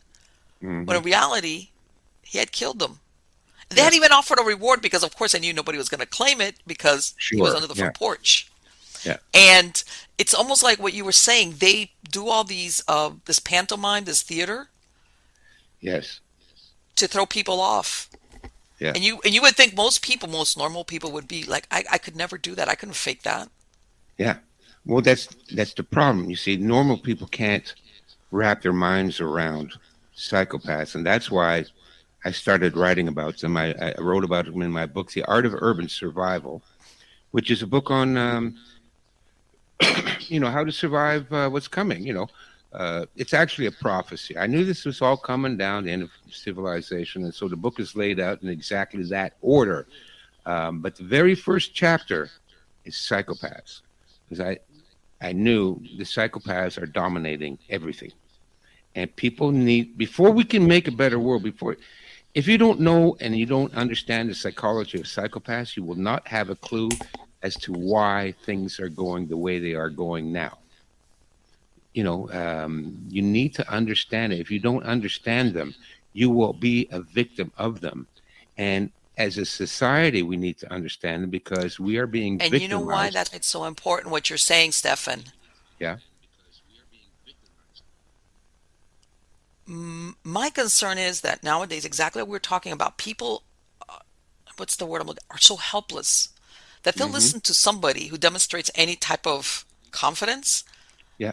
and it's like my concern is people that will fall into the trap of following or accepting from a a psychopath, like as in Jim Jones, that you would think, Yeah. who would believe this? But nowadays, I can see where a lot of people which are just scared. They're scared of the shadow, falling Yeah. into the clutches of somebody of what we would call a psychopath. Basically, God knows what they're capable of. Yeah. And it's like, okay, better to work it out. And I'm hoping, that they look at these earmarks ahead of time and they realize what they're dealing with before they fall into a situation with somebody. Regardless of what they title themselves as, whether it's a politician, Yep. clergy, Doctor. anything, Yep. doctor, God, yeah, I have no Yeah. idea. Look at Um, Dr. Fauci, classic psychopath. Classic. yes, yes, and people think, um, I think one of the things also that not because when they say something and they double down on a lie, Yeah, yeah, it's almost like they can't get beyond themselves. How dare you question me? yeah. They always You double know, down on their lies. Always, yes, always. A psychopath will never say, "Okay, you caught me." Never. Oh my God. Look at that Jesse Smollett clown. you know what, that I stopped looking at that towards the end after the last thing that I'm not gonna kill. He's like, you're not an actor. Stop. You're in court now. You're not going out for the Academy Awards. I'm not Nobody going is to an kill actor. myself. Well, He I is an know, actor. in his mind, but it's like, No, but that's what psychopaths are. They're yeah, actors. they're always doing They fake their that own all the time. So even though, when I first heard the story, I laughed. I went, "What? yeah, White supremacists, Chicago. Chicago, late at night?" Hmm. Yeah, Yeah, right, and folks, if you want to commit suicide and you're a white man, just go walk down the streets of Chicago yeah, it's after like, dark. Okay, see how long you last. And they're attacking black men so I knew the story from the very beginning was total, and I knew he yes, was a psychopath. Only a psychopath would come up with such an outrageous lie.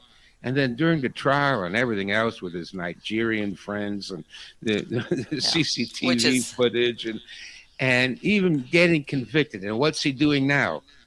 Comes he's at out with home. a song saying how he's so innocent and he's being set up. That is a psychopath. They never Yes, stop with the lies, okay? You got to understand. And a lot of people go, well, he must be innocent because if he was guilty, how could he, how could, yeah, in face of all this evidence and the obviousness of his lies, and he's still maintaining he's in it. So maybe he is. Look, folks, don't get fooled by that. And that's how they fool people. That's how the politicians fool people. Look at Biden up there. Oh, it's all Putin's fault. Oh, for Christ's sakes. well, But you know what it is. You know what it is. If you're gonna tell a lie, tell a big whopper. Tell a big tell a one. big whopper. The Because bigger the the lie, the more people enormity will of it believe will it. leave people like, how could it be a lie? It's so huge. It's like, Yeah. yes. But that's what they And do. Don't get fooled by it. mhm. You can call them out, you can have them dead to rights. They will still lie. They will still lie and squirm and manipulate. But that's what makes them successful. That's why psychopaths will infiltrate and dominate Yes. every power structure. We often hear about the pyramid, in the occult world and how it's evil. For me, what the pyramid is a organizational flow chart. That's what it is. The Hmm. kings at top, Okay. then the barons and dukes are the next level, and then the ministers and the level below that, right? So it's a flow chart. It's an organizational flow chart, and you have that chart in every organization. There's the Pope, and then there's the bishops and the cardinals. So same thing. It's a pyramid structure. You have your corporate structure. You have your CEO and the CFO and vice presidents and all. It's a flow chart. And psychopaths are attracted to power like Yes. flies are attracted to shit. Okay. And whatever that power, the police department, municipal government, federal Yes. government, state government, corporations, the medical association, anytime you have a hierarchical structure, which is why I'm a bit of an Because it gives anarchist. them control. That's what they crave, control. Control, exactly. Now they will always get to Hey, the top position, control always, gives them control. unless unless you have a population with a lot of people like me around that can call them out on it, can see through them, and can try to prevent them. Right. But you know, Marlene, I'm a rare species now. It wasn't so earlier, Well, and there were nowadays, well, I yeah. think, and I know that people are going to say, well, Marlene, you're going into um, uh, paranoid or conspiracy land. But sometimes I think that for quite some time, not recently, but for quite some time, a lot of major corporations and or agencies have Oh, actively promoted this personality type. yeah, Okay. It's like, this is what that absolutely, you would think, who would want that? And then not just one, several of them. yeah. Oh, yeah. It was like they were, how can I say, they were, when somebody does an application for a position, somewhere along Hmm. the lines, they're looking for certain that will fit that bill, as in that Hmm. psychological profile, and they advance them because I worked for many years also in a major corporation, and you would see sometimes people getting advanced that you're like, I don't get that. I Yeah, don't get that. yeah, This person is like, But one thing they were really good at, they were very cutthroat. yeah, Okay, yeah. and And that's why it's normal people cannot compete against them. yeah, Normal, healthy people that have a moral code, you cannot compete against them. You will lose. And I'll tell you hmm why. Let's say, me and another psychopath, we're working for a corporation. We want to apply for the position of vice president or whatever.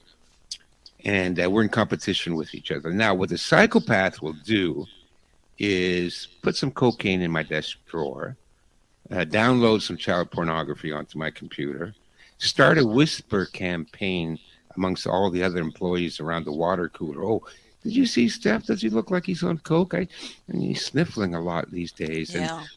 and then I'm concerned. I'm concerned for him because I hope something's not going on with him I because they hope do he's that a not lot. on drugs. And Yeah.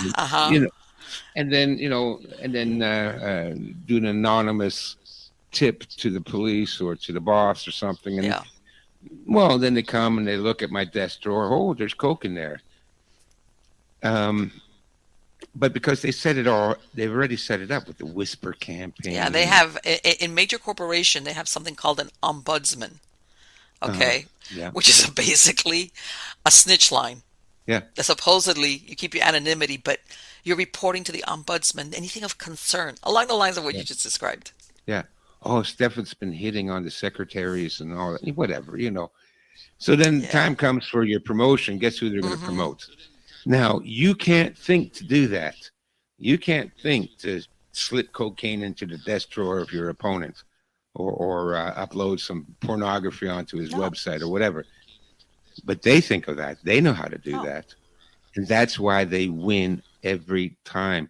We cannot compete with them because they are No. incorrigible. Sure. They'll do anything. They'll sleep with the boss. They'll invite their boss over to their house and have their 12-year-old daughter sleep with the boss, right? That's what these people do. And that's why they get promoted. You don't know why they got promoted, but he flaunted his 6-year-old Well, son in front of them or whatever. They know because a lot of people, and especially up in the higher echelons, they're sick people. Psychopaths are sick people. Same thing with all oh this yeah. child molestation. Psychopaths are notorious for Mm-hmm. targeting children. Yes. So anytime you have a bunch of Yes. psychopaths in control, you will see a lot of child trafficking. I'm thinking Hollywood, Yes. Disney, the music Mm-hmm. industry. Why do you think we hear all these stories about all these, child actors being raped and, pop Yep. stars like Britney Spears? Of course, she's been raped, probably since she was 8. Yeah. Why? Because they Yes. work in an industry dominated by psychopaths, which is Hollywood, Well, which is the music and industry. chances are that one of the parents might even be a psychopath. Because most parents, I'm not going to say all parents, most parents would either be very vigilant or at the first sign of something like this, they would pull their kid out and say, I don't care if you don't make the money, but I'm not going to leave you in that cesspool. That's But they right. don't care if the That's right. price they pay for fame or riches via their child Yeah. is that their kid is basically, yeah, okay, for the price of putting you in the, what was it, that they were in the Mickey Mouse Club? This is where a Mickey lot of Mouse them, Club. this was the Yeah. springboard for them as children. Yeah. Okay, the price, of course, stated behind closed doors, is that we're basically going to peddle your child around Yeah. to pederasts. Yeah. That's what it There was is. a And documentary the about parents are like, oops, okay. yeah about Michael Jackson, and now And Michael Jackson is a victim yeah, of childhood abuse, right? And absolutely, yes. but you see, if you have a tendency towards being a psychopath. Now, not all psychopaths are evil. There No, is some just a like to control doctor. things. There is a doctor. I forget his name. He came out with a book called The Warrior Gene, and he had Hmm. devised a genetic test to test if you have that gene, you would tend to be a psychopath. And he tested it himself, and he had that. He was a psychopath, and he went to his family, and he told his family, he said, "I just found out I'm a psychopath." And his family said, "Yeah, we know, but you're not a I know bad they guy." that they don't Do you know realize it what I'm until talking they about? speak to. Yeah. There's also something called the dark triad, Yes. which I Yeah. think is psychopath, narcissism. What's the third one? I can't remember right now. Which has certain Sociopath. traits. Yeah. It was is it sociopath? That Yeah. there's certain traits that basically you can what you call it, rate yourself on, like different degrees of. Yep. And it's really funny because a lot of the people that do that self-identify with one of these pathologies, they really get it when they ask their family members. And their family members are like, yeah, you're a real jerk. Yeah. Yeah. And they're like, huh? Yeah. But And that's to put it nicely. yeah, this doctor's family said, "Yeah, we know you're a psychopath. You don't cry when the dog dies, and you don't feel the things that we feel, but you've always been a good man to us." So he had the psychopathic gene, so he's unable to process empathy, right? And now, if you take somebody with that and you abuse them, now they become a serial killer, Ooh, violence, absolutely. If they are brought up right? in a violent environment. But say, Yeah, for example, they'll say with the psychopaths, because they have no remorse, they don't understand love the way we do. And they'll say, well, you'll hear psychopaths that get married and have children. They say, well, depends if they see the need where the marriage to a certain person, whether because of her position or her looks, will benefit him. right. Let's go with a politician, right? Yeah, Okay.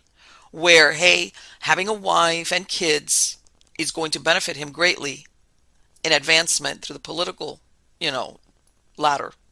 yeah, So of course he picks a certain woman that looks maybe a certain way with a certain personality, yeah, and he'll have the kids, and he cares about them, but only in the scope of what they do for him. sure. All right.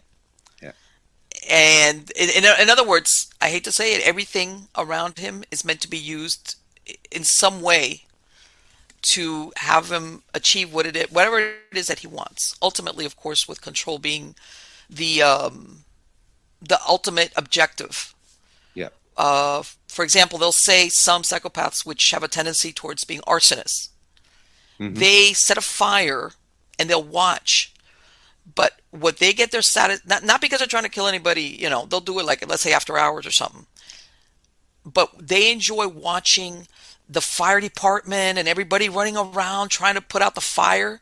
And they yeah, feel I control them. I made them do all this, yes, the hoses and the sirens they'll be watching because this is how they get their satisfaction.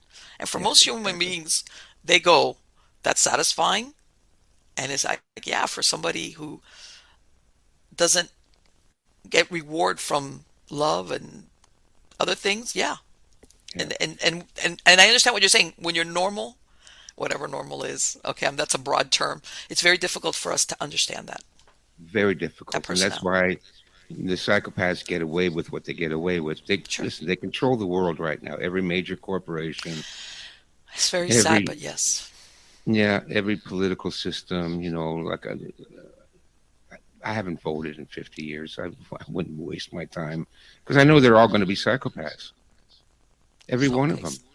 So Stefan, let's get down. Let's say all hell breaks loose. And like I've told people, I live down in South Florida in hurricanes. I've been in situations where there's no electricity, Hmm. looting's going on. People don't realize how quick we devolve into that.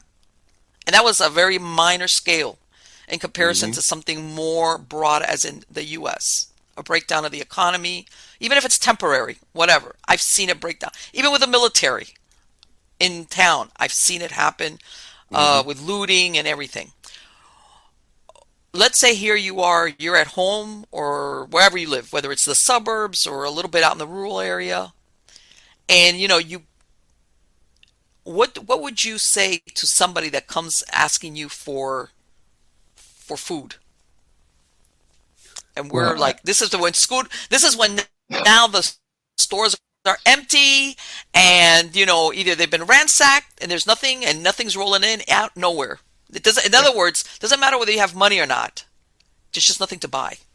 yeah, no, yeah, and that's a scenario we are most likely going to enter into very shortly. They've already been warning Hmm. us. They've already been foreshadowing that, right? Like in writing, when Right.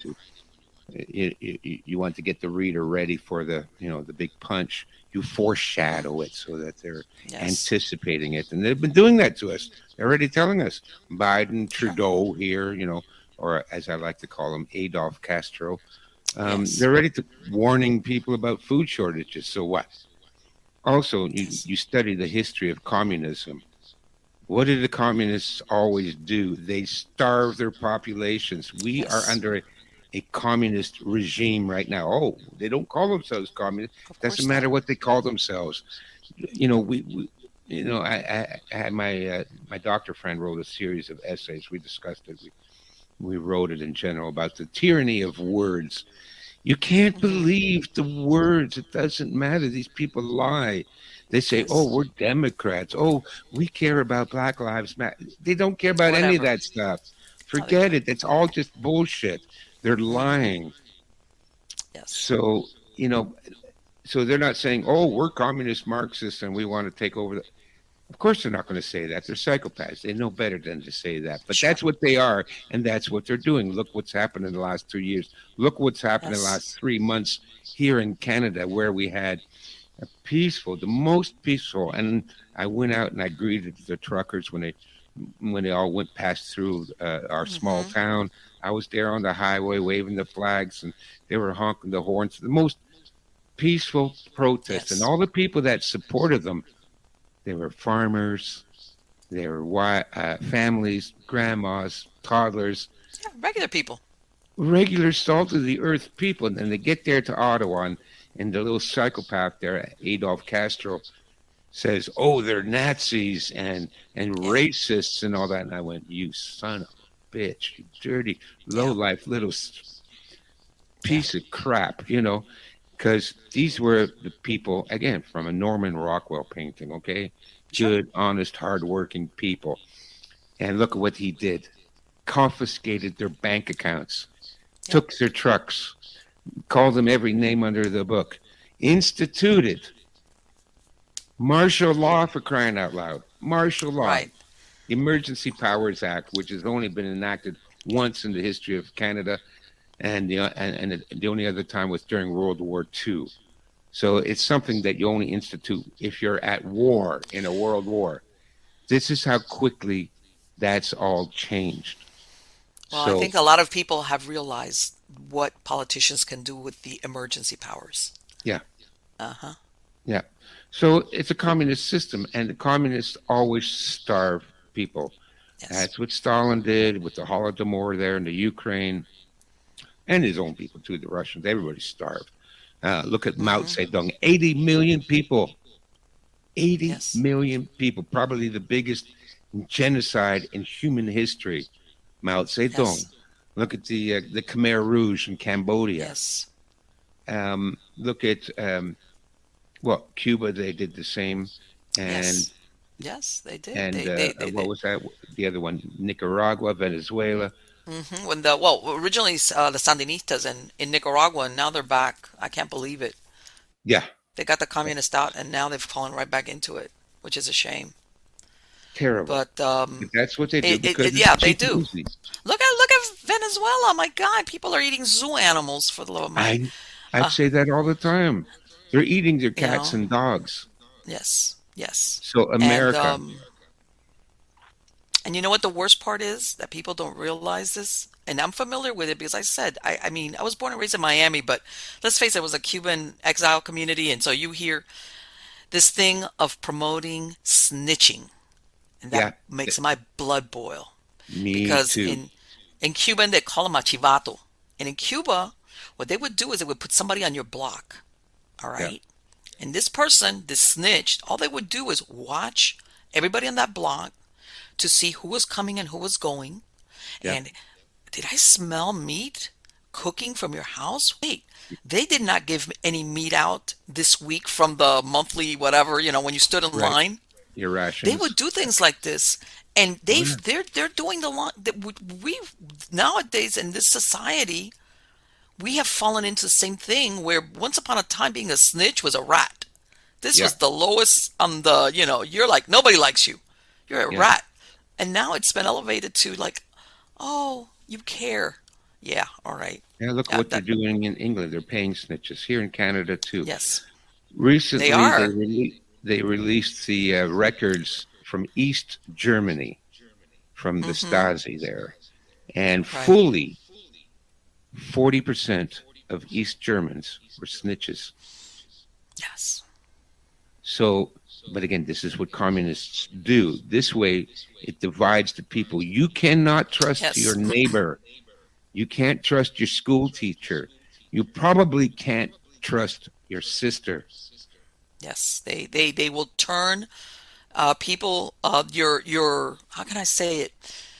Your allies, your possible allies, they Yeah, turn them into where everybody's and by the way, everybody says, well, what are you supposed to do if, let's say, the government, whatever level, comes to you and says, "Hey, I want you to be the snitch, the whatever," but they're not going to call it a snitch. They're going to call it the whatever, the monitor. yeah, We want you to do that, and you're like, "Well, how can I?" And then I'll be in trouble, right? yeah, Well, you know what? You can always go to that person that they're looking at and go, "By the way," especially if you know who the person is. They've got their eye on you, and they're asking me to look at you. yeah, Please don't. In other words, give yeah, this person a heads up. And then feed information and say, no, I've been watching them and everything's, there's nothing. This is happening and that's happening. But no, it's incredible how being a rat has been elevated to something it is absolutely not. yeah. That was, You know, Solzhenitsyn in and his book. and a lot of them, like some Yeah, things will say, I'm following orders. Solzhenitsyn in his book, the Gulag Archipelago, describes that when the Hmm. Cheka, the Russian secret police, arrested people, they would put them in a jail cell with people from their neighborhood, their neighbors, right? And those neighbors would proceed Right. to beat the living shit out of that person. They were armed with clubs and they would beat him to within an inch of his life. This is to destroy the spirit, right? So that you will never trust another human being ever again. Communism is such an evil system, and any people that have lived Yes. under communism, I hate to say this, Marlene, because I know you came from Cuba, but they've been damaged. They're damaged. Let me tell you something. Of They're course. damaged from living Let me under tell you communism. something. No. Okay.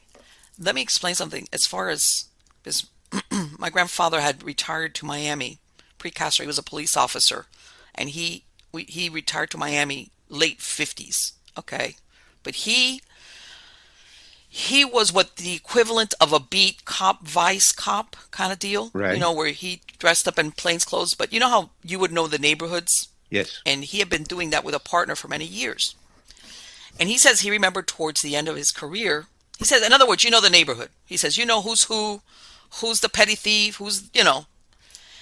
And he says that this is around the time that they started planting bombs under people's like porches. And he would arrive there. He says, one time I had a lady, they had blown off her legs. This was, believe it or not, these were communists. This is communist tactics.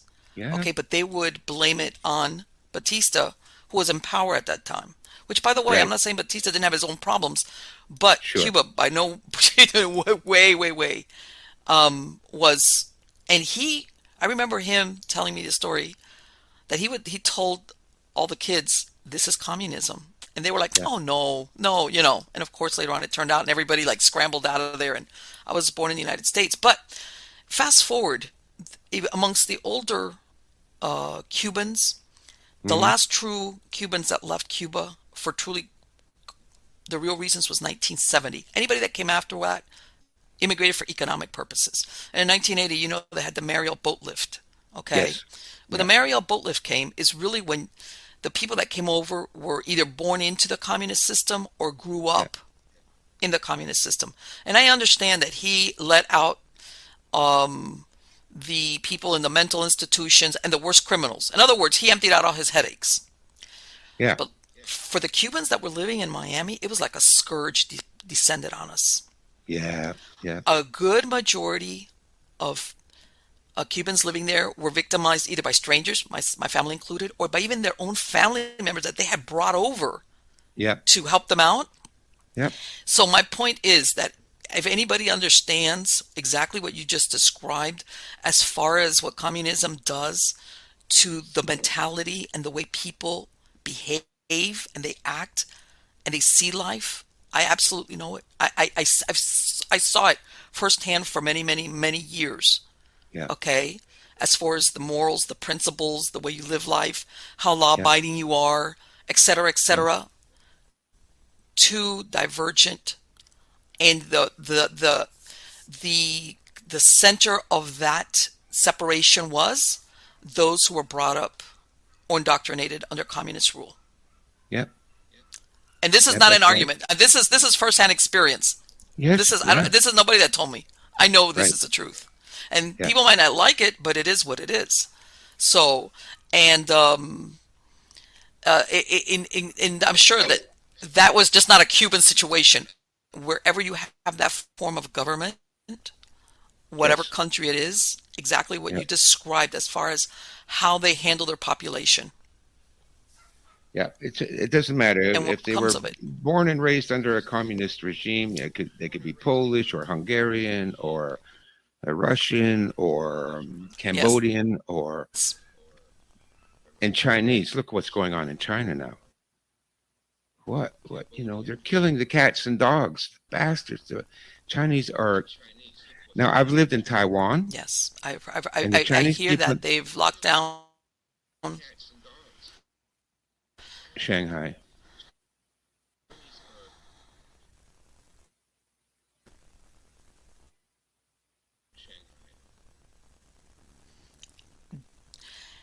Do you to the, sometimes and this is one of the things that I've heard as far as they're willing to sacrifice a certain portion of their population, whatever the situation, whereas as in we're going to lose X of millions in this, whatever it is, this experiment, this action, this military action, whatever. And it's like, okay, if that's the cost that has to be paid, we'll pay it. Yeah. Yeah. So in other words, if you're going to go by the metric of, oh, they would never do that because it would equate to X amount of casualties, Yeah, forget about it. that you cannot apply that to No. to the people that make the decisions in that country. Yeah. They won't. Yeah, like I was going to say is If that's the cost has to be paid, I lived in won't. Taiwan, Hong Kong, and mainland China. um And the Chinese in Hong Kong are nice. They're business people. And the Chinese people in Taiwan were great people. I love the Chinese people in Hong Kong, Taiwan. The Chinese people in mainland China, they don't give a rat's ass about anything, about pets or animals or children. There's videos of toddlers being run over by trucks and lying in the street. And people just walk by. Nobody stops. Nobody checks on the kid. Nobody picks him up, gets him out of the road at least. I used to be an That's instructor for incredible. St. John Ambulance, which is the Commonwealth version of the Red Cross. That's And incredible. we, our whole point was that we are there if there's an accident and we Mm-hmm. know what to do and to save people's lives. And so, we would, that was a part of it. I've done that myself many times. People had an accident, I'll stop my car and I'll go out and help. But in mainland China, they won't do that. They don't. This is what communism does. It sucks the soul out of people, and Mm-hmm. that's what we're under now, folks. And that's where we're headed to. Just to answer your question quickly about what would you do if people come to you and you're starving, as I Yes. market myself as something as an expert on survivalism and being a prepper. I've been a prepper since I was 12 because we were brought up with the threat of nuclear annihilation. So I started prepping at an early age. What I recommend is this, Mm-hmm. and I've spoken to preppers, and I don't like a lot of the preppers. I find them a little bit too radical. They got the story. Well, if my neighbor comes and asks me for food, I'm just going to shoot him in the driveway. Oh, okay, all right. I tried to warn them. They didn't stockpile food. Too bad for them. I'm going to shoot them. Can you still hear me, Marlene? I can hear you. Yeah. And I'm thinking, okay, asshole. I mean, is that what you're put on this planet to do? So what I do is now I'm not religious, but I believe in the in the tithe. The tithe is it? Mm-hmm. I think you should set aside 10% of the food you stockpiled, and that 10% is to go to your Yes. neighbors. Okay. Now you don't hand that food out from your front door. Okay. So what I would do is, I would cook up a big Mm-hmm. giant pot of spaghetti. A big pot of spaghetti will last, could feed 3 or 4 families, Okay. right? I would take that pot of spaghetti myself to the neighbor's house and just leave it on their front door. That's how you handle it. You can't let people know that you've got food. But on the other Right. hand, I can't be sitting there stuffing my face and watching because what if your neighbor's got children?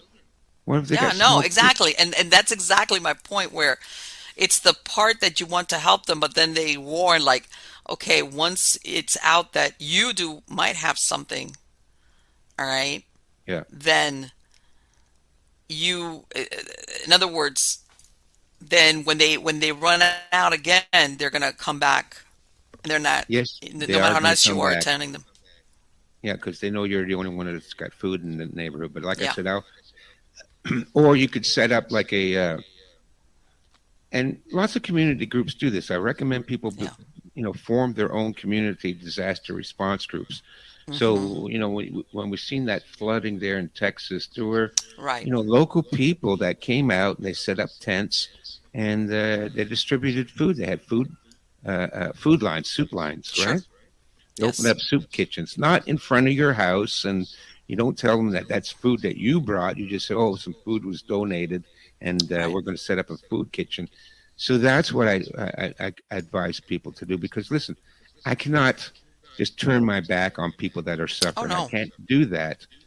And even Right. though I can't feed everybody, if I can feed a few people, now, if there was another 100 people like me, then we could feed the whole town. Okay, if we all pitched in and contributed a little bit, you had 20 people that all gave 10% of their food supplies, you could feed the whole town. So that's what I recommend. You got to be prepared. You got to stockpile food for what's coming, which is going to be the Great Famine. This will go down in history. The death toll in the world is going to go through the roof within the next year or two. Okay, or what you've It's horrible seen to during think. World War II with 80 million dead here, 60 million dead there, 20 million dead here.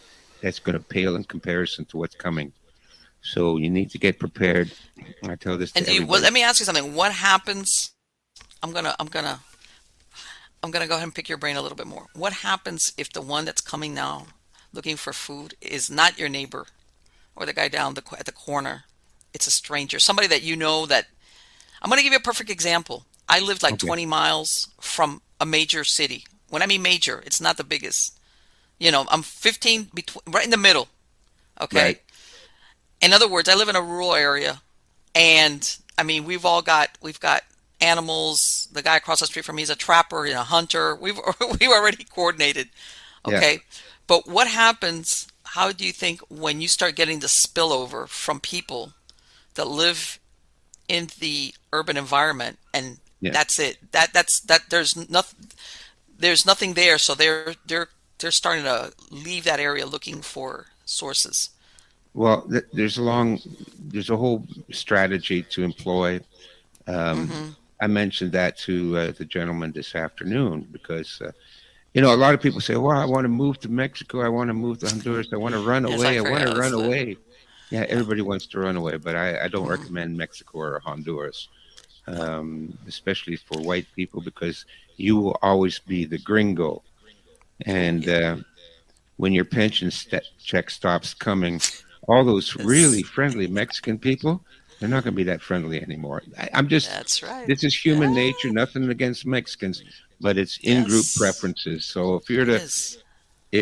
you're the gringo, they all think you got money, they all think you're rich, they all think, Mm-hmm. so, and if shit hits the fan, and it'll hit the fan all over the world, Europe, Canada, the United Yes. States. When it hits Mexico, they have in-group preference, and they're going to go, we're starving, our children are starving. I bet you those gringos in that gated community have food. I've got food. Yeah, Exactly. so that's why I would not move to Absolutely. Mexico. I don't recommend anybody that. Stay with your own people. They might be Mm-hmm. a-holes, but Yes. at least but You have a better one chance is, of survival, I think. yeah. One thing is, I told, so the gentleman I spoke this afternoon, and he lives in Long Island, and he wants to run away. I said, okay, yeah, but like, how much money do you have? For you to move your house and all your supplies and all this. I mean, if you've got $100,000 to spend on that, okay, then I can help you. But if you don't have that kind of money, then stay Mm-hmm. where you are. He goes, well, what about, if they're going to come looting door to door? I said, well, this is what you do. First of all, you stockpile some plywood, okay, 3/4 inch plywood, enough to Mm-hmm. cover up the inside, the ground floor windows of your house and the front door, okay? So when you start to see people going up and down the street looting, breaking into houses you know, and doing what they do, I said, you nail up all that plywood, right? Then you go outside and you smash all your windows. Then you take some furniture, old clothing, garbage that you have in the house, and you spread it all over your front yard. As much garbage as you can. Throw the chairs out there, throw, some of your clothes out there, whatever garbage. Then you take a can of spray paint and you spray paint all of your house with gang signs. So when they're going down the street looting and they see this house with all the windows smashed out, garbage all over the front yard, the whole place is spray painted up, they're going to think you've already been looted, right? Again, what I'm saying is that cunning Yes. and ruthlessness, you will survive anything. Now, if that doesn't work, I also recommended that you cut 2-inch by 6-inch slits in the plywood, and you need guns. You need guns. So if the show you have where it looks like you've been looted, garbage, even Yes. maybe even start a fire on your front door and then put it out so that it looks like it's been burned out and all that, if that doesn't dissuade them and they're still coming up your driveway, well, unfortunately, you're going to have to start shooting. But at least you have a very good defensible position. They can't see you. Yep. They won't know where the shots are coming from. So, most conflicts between animals are solved through animals of the same species are solved through what's called threat display behavior. So lions rarely kill each other, but they'll roar, they'll bare their teeth, and they'll raise their hackles, and they'll, make aggressive gestures. You see the same thing among humans. A lot of times, before a fight breaks out, what you see is the guys are yelling and they're Hmm. puffing up and they're stomping the ground and they're smacking the table and they're waving their fists in the air. This is all threat display behavior. This is what primates do. And usually what happens is whoever looks the most threatening, the other people will back down. Like my story with the guys that wanted to shake me down for a beer and my bicycle and all that. I was a Hmm. threat to them, not because I was doing the big display behavior, but because I wasn't doing any of that. So that Right. ultimately was a form of threat display behavior. It scared them and it backed them off. So Uh-huh. first of all, we assume the gray man. The gray man is to make your house look like it's already been looted. Make it look like nobody lives there. If you have a portable generator, great. Don't run the lights at night. And, Hmm. don't play the stereo in the afternoon or something like that. Be very Yeah. quiet. Make it look like there's nobody home so that, listen, if you're going down the street there's hundreds of houses to loot. Why would you waste your time on this place? Right. But if Exactly. somebody decides to waste their time on this place and they suddenly are taking fire, and you don't have to kill them, you just have to shoot over their head or you can shoot in front Yeah. of their feet or something like that. They hear the gunshots. They can't see where it's coming from because your place is all boarded up and you've got shooting ports. Look, even better would be to have 20 of your neighbors all armed that are willing Sure. to come and, you hold up. And that's again why I recommend people form communities. One part of the community is mutual defense. Make sure you all Yes. have walkie talkies, right? Hmm. So if the looters are coming up the street and they start down at the end of the street at Bob's house, Bob gets on the walkie-talkie. He calls it in. Look, there's guys. They're trying to break down my door. Now you get 20 of your neighbors come up behind them with firearms. And Bob is in the house and he's shooting out the house. Now you get them in a pincer movement. You got these guys in crossfire. They are not going to pursue it. They're not military. They're criminals, okay? Right. Criminals are not brave people. Oh, they're really brave when they're waving a gun in your face and you have no weapon. Oh, then they're brave. How many times have I seen that? These Right. street gangs and all that. Oh, they're such big shots. And then the cops come and shoot them in the leg and they cry like little girls, "Mommy, mommy." You know, I thought you were a big tough street gang thug. Yeah. That's so. When the But yeah, odds are you're in their right. advantage, then they're big tough guys. But you shoot a couple of them in the knees, they're not tough guys anymore. And when they see there's 10, 20 guys behind them with shotguns, now it Yes. could be eventually what happens if this continues for a long enough time. There will be warlords. Always happens. The collapse of civilization, China, ancient Rome, when the dynasties collapsed and when Rome fell, yeah, Europe was overrun by warlords. Yeah. Local dukes or barons, and they would have their castle and they would have their hundred men or whatever, and then they would take over the whole area and they would Yeah. rob and rape and murder. You've seen the movies. That's what happens during Right. the. That's why we call them the Dark Ages, because the Europe was ruled Yes. by a bunch of petty, violent warlords. Now, when Yeah. it And in evolves, exchange, they kind of offered you a little bit of security. You know, like we'll keep you not safe, but in the real. meantime, we're Well, going to victimize you. we're going to victimize you, and we'll offer you protection from the next gang that wants to Right. victimize you. Exactly.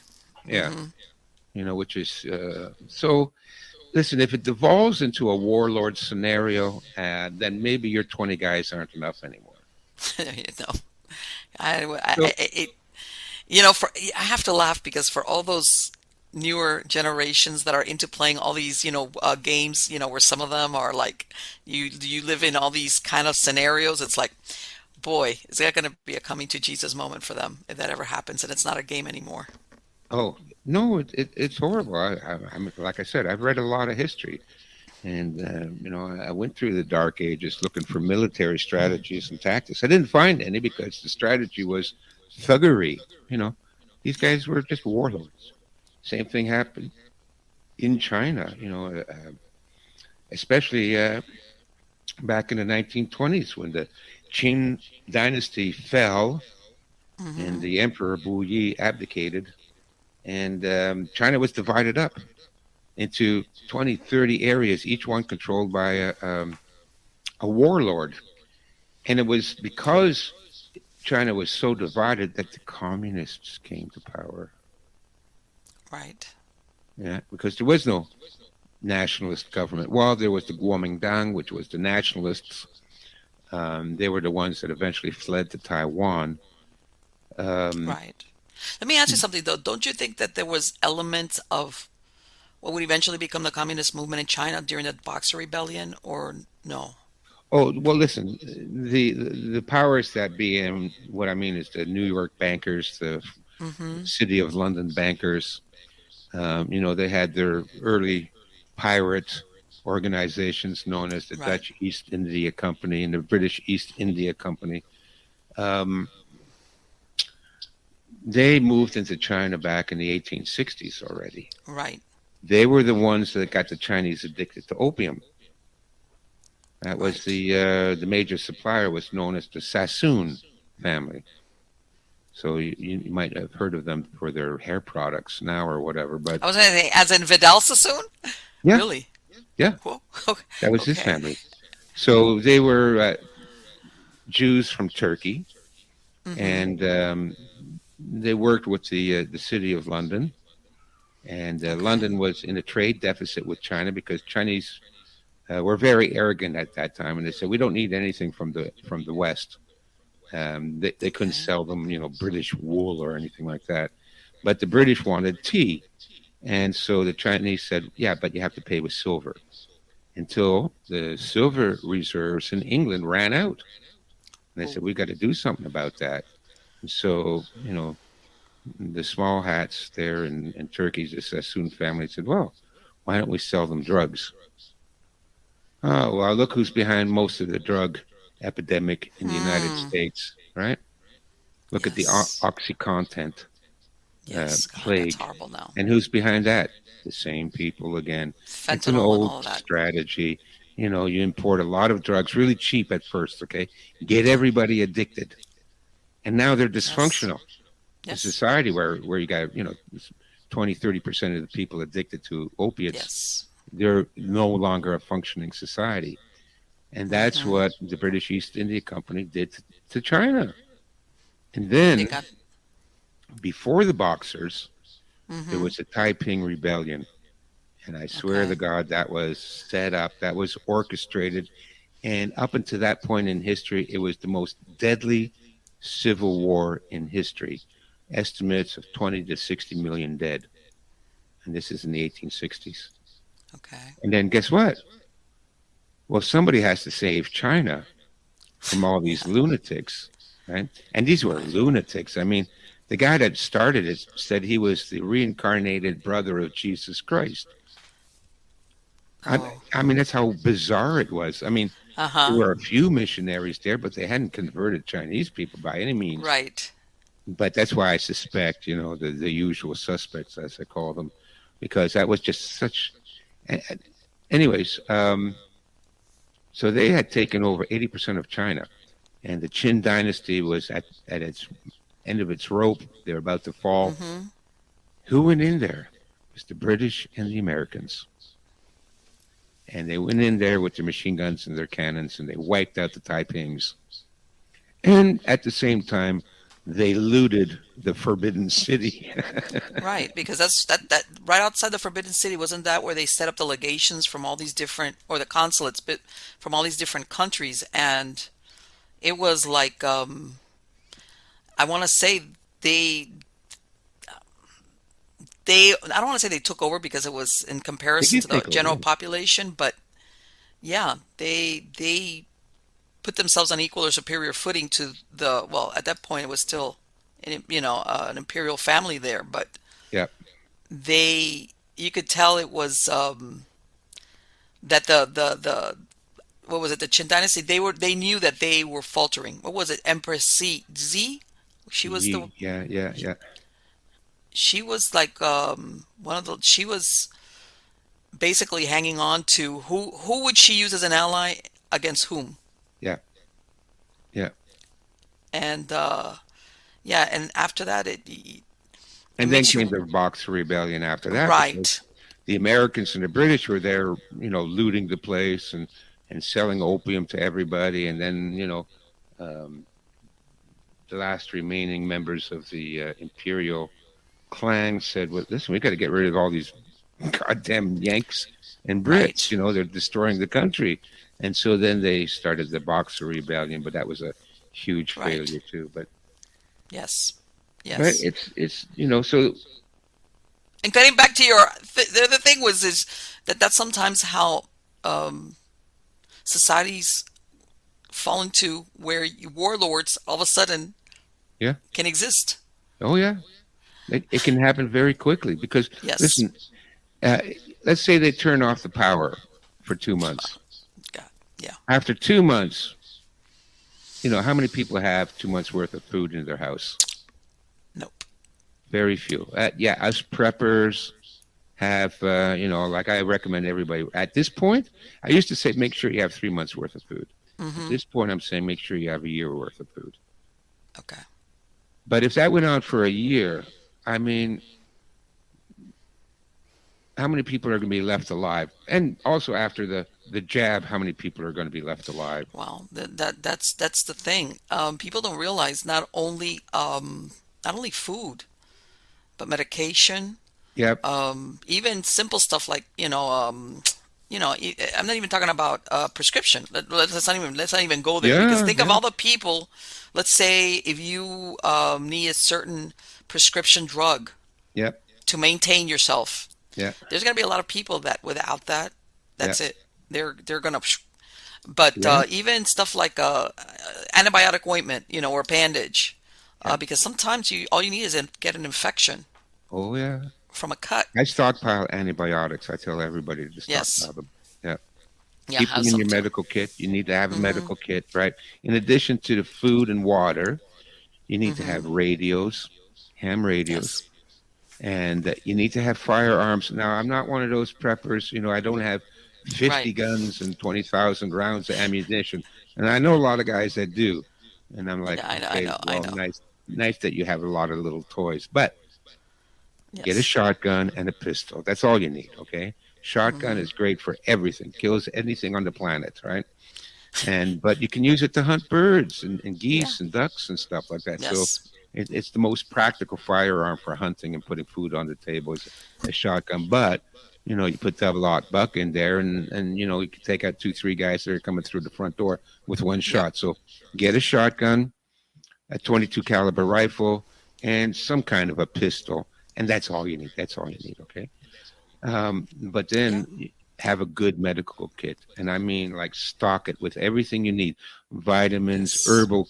herbal remedies, supplements, and antibiotics. And if you can get Mm-hmm. your hands on some OxyContin, you know, like if it's an emergency, you Yeah. break your leg and Pain you're reliever. in agony. Yeah, okay, give them Mm-hmm. an OxyContin, and that's what the purpose of these Yes. opioids are for, anyways, for extreme pain, not for Yes. recreational use. But um, Mm-hmm. you know, uh, whatever Yes. you can get your hands on, Novocaine if you got that, Lanacaine, so that you can do Right. a minor surgery. Get a suture kit, get an Yep. IV, get an enema bag, get pressure dressings, burn dressings, eye Right. dressings. Stock up on your medical equipment too. And once you have all Yeah. that, A lot of people don't realize that you get somebody that's dehydrated. People don't realize that you can hydrate somebody a lot faster through the yes, rectum. that's why Okay. I recommend Then everybody has the enema. Yeah, yeah. and also because in addition to the starvation and all that, who knows what Mm-hmm. kind of biological warfare, what kind of Oh, diseases? I There's don't a know. lot of diseases that will spread, cholera, Mm. dysentery, Yes.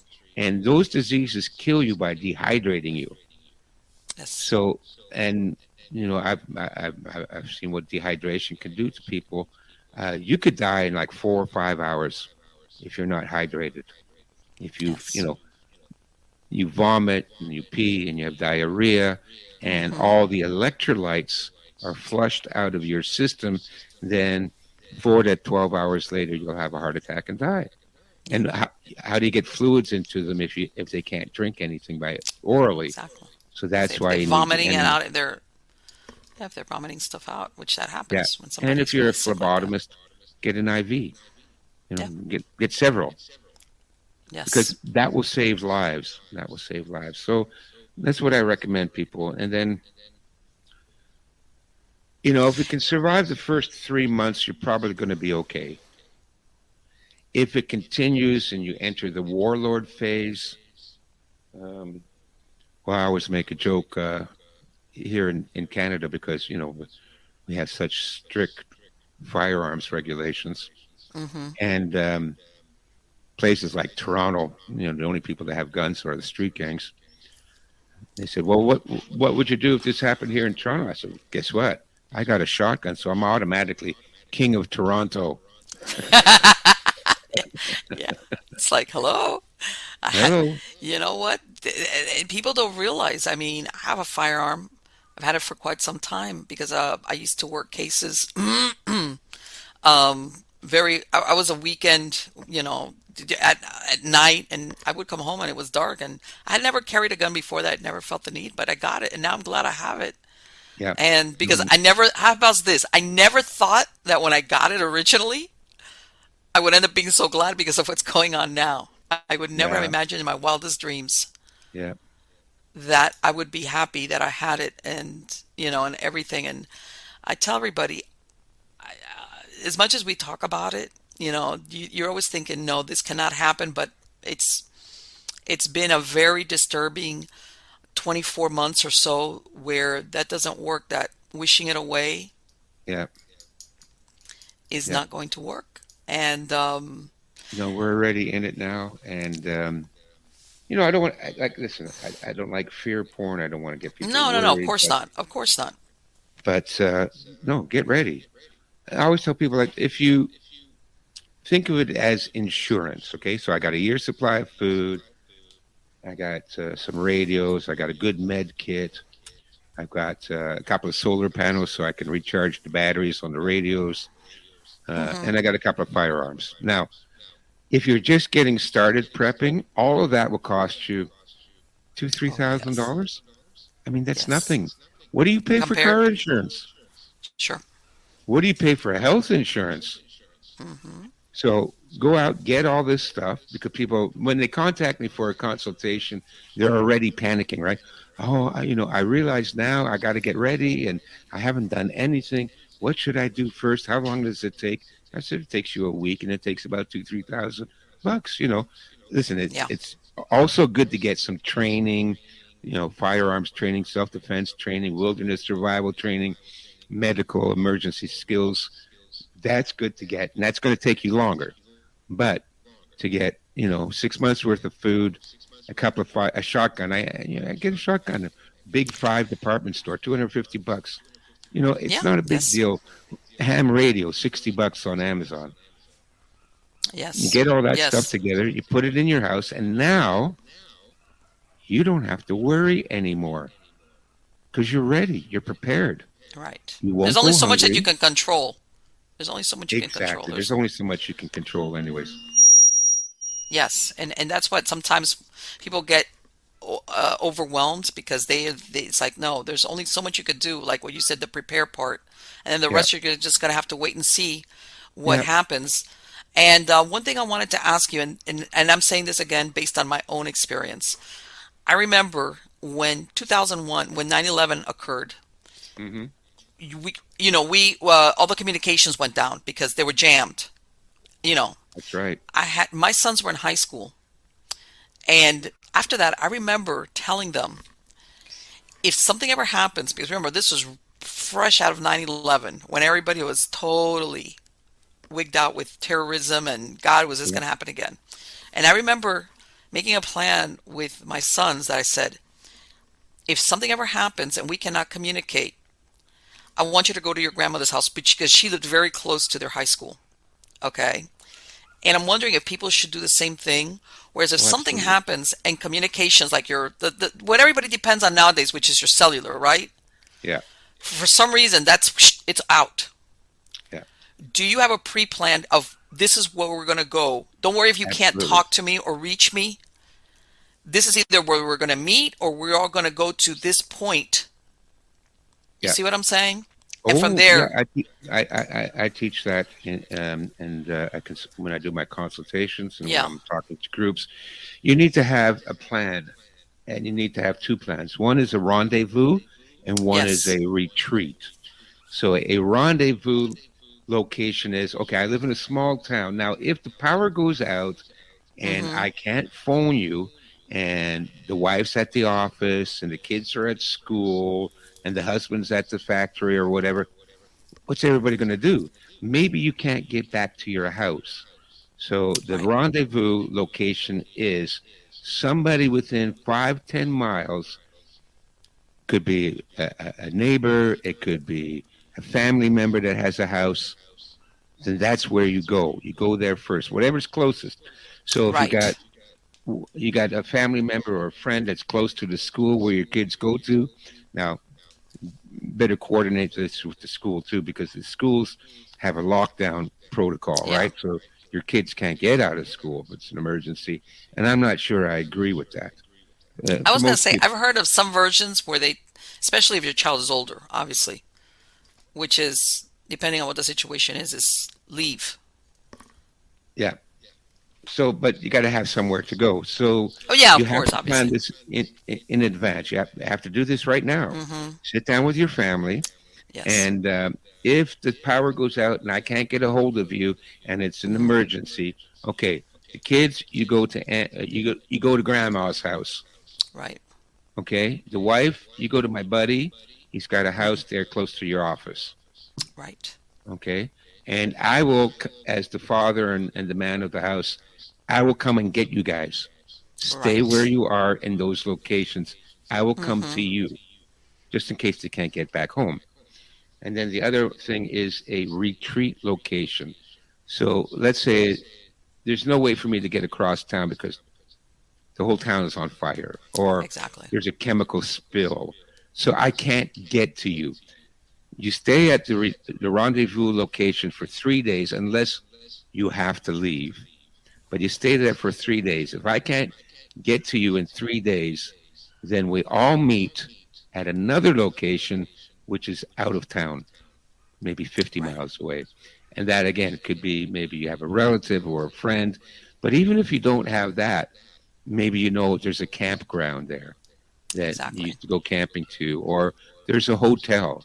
We'll all meet at Mm-hmm. the Super Six or the Super Eight hotel on Highway 213 on the outskirts of town. We'll meet there. That's your retreat location. So then, if you can't, you know, so you make it there, and I will come and get you. So you need to plan Right. that in advance. Yes. And people don't realize how important that is because when Oh yeah, something like that happens, even if it's for a couple of days, okay, where communications go down, I yeah. can see people running around with like chickens without a head Oh yeah, because we're so used to this that um, when you can't nothing works, whether it's a landline or a cellular or anything is not working, yeah. people will go crazy. I can tell that already. Oh yeah, And because you wonder, where's my wife? Where's my kids? Are they okay? Where yes, did they go? Should I go to the office? Should I go to the yes, school?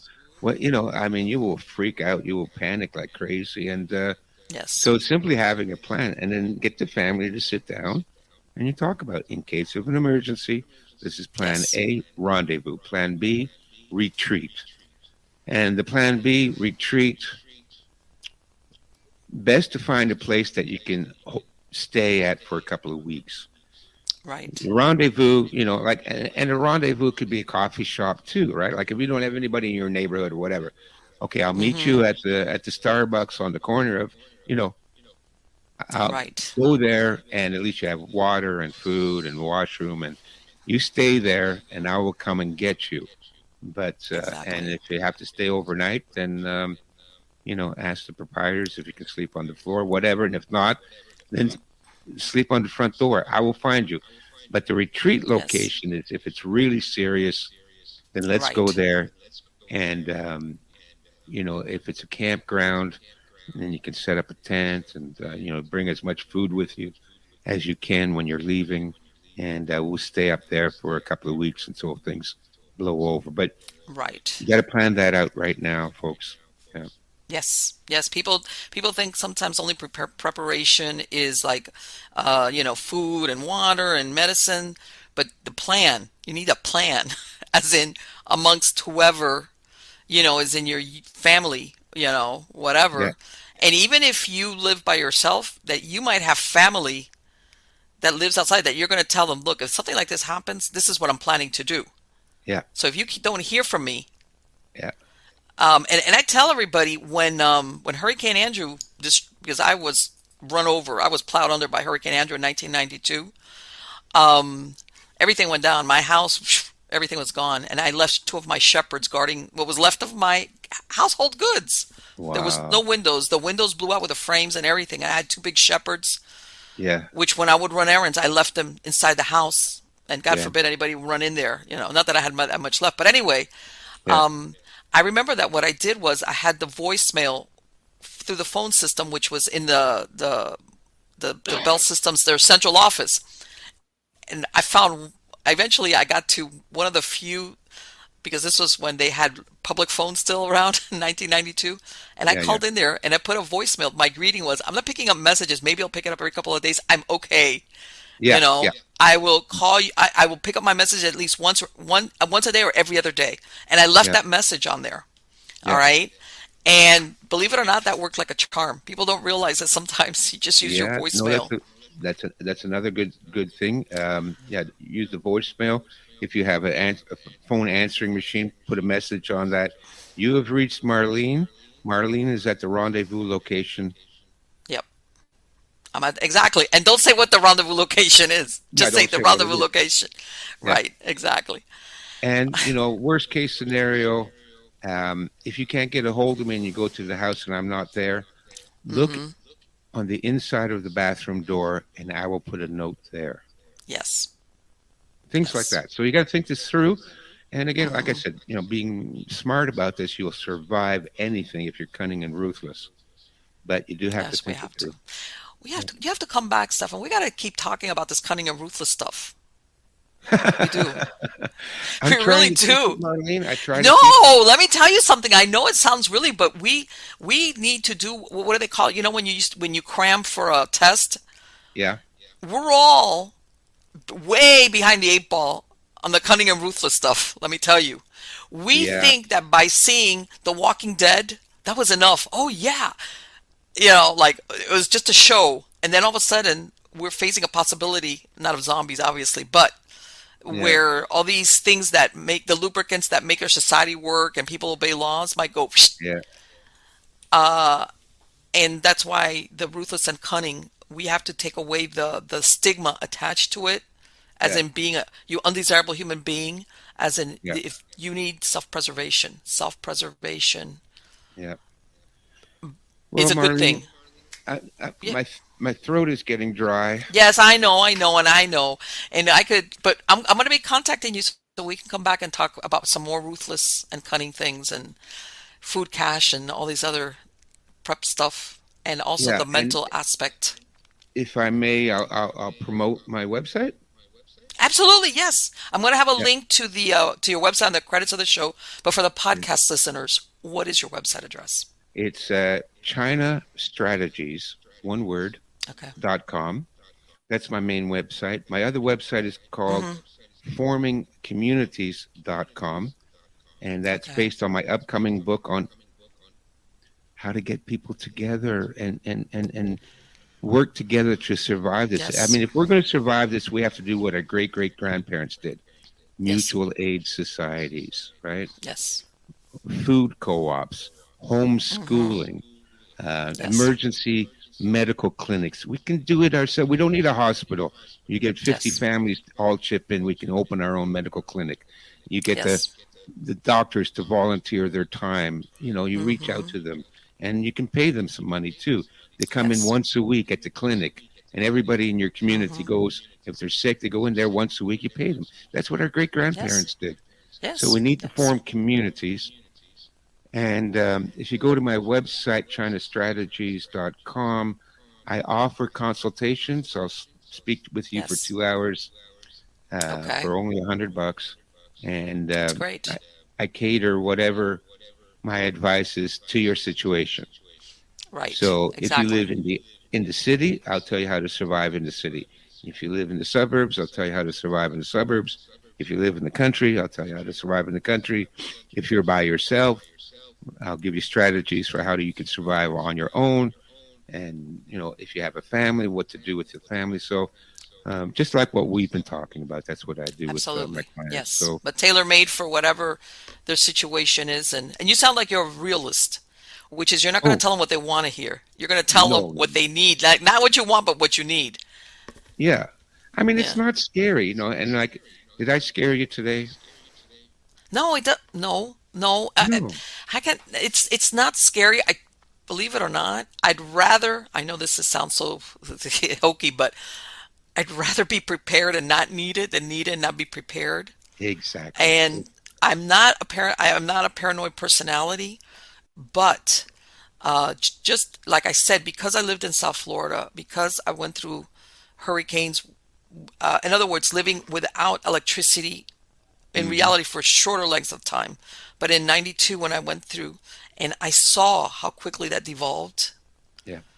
that that gave me an understanding that maybe a lot of people don't have. Yeah. That that's not just Hollywood. Yeah. When you Of course. see it in the No. movies or a program, it Yeah. does happen. And a lot of the emergency services, they're how far can they stretch? Even Oh, the military within is that three does this. hours, every emergency service is going to be Yes. swamped.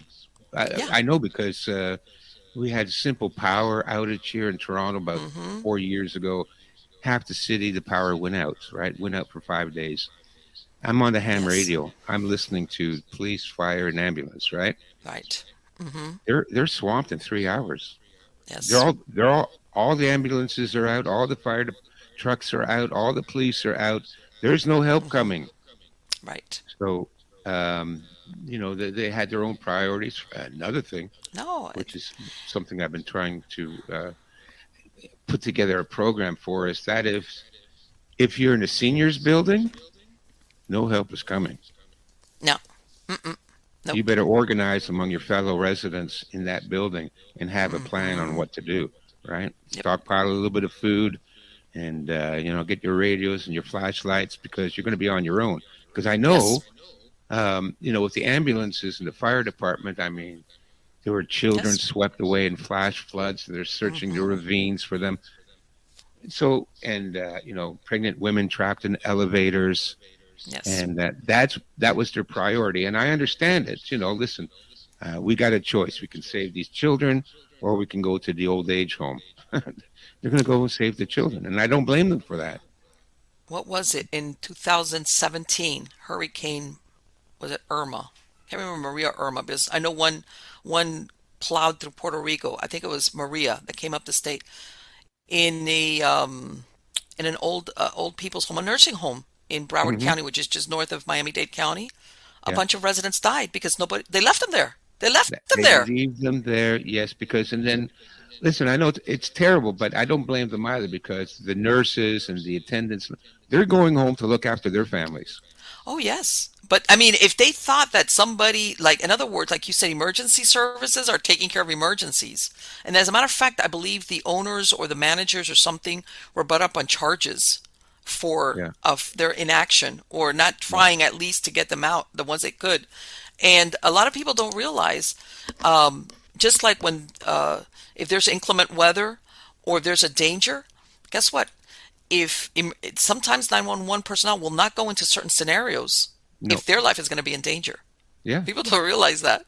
yeah, If you think they're going to come in like the cavalry over the hill, they're no. not. They're not. So yeah, I should put that program together because I could probably make a small fortune going around to nursing homes and Yeah. teaching them how to be Yeah. prepared. You could, especially in Florida. We have a lot of, a lot of Retirees. Yeah. nursing homes, ALFs. As a matter of fact, I remember when I placed my mom in an ALF, one of the Mm-hmm. things I looked at was they had a huge generator, a Yeah. big one in the back that could Yeah. run the household Yeah. without a problem, Yeah.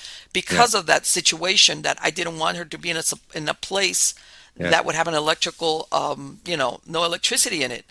Yeah. But absolutely, yes, Yeah. some food for That thought. huge I generator will probably run out of fuel within 3 days. don't. I'm Believe it or just not, saying, I'm I a have realist. Okay. So no, yeah. no. I know those propane tank ones, and I have one myself, and Yeah. it supposedly will fuel me for about a week. But then after the week, what am I going to do? Yeah.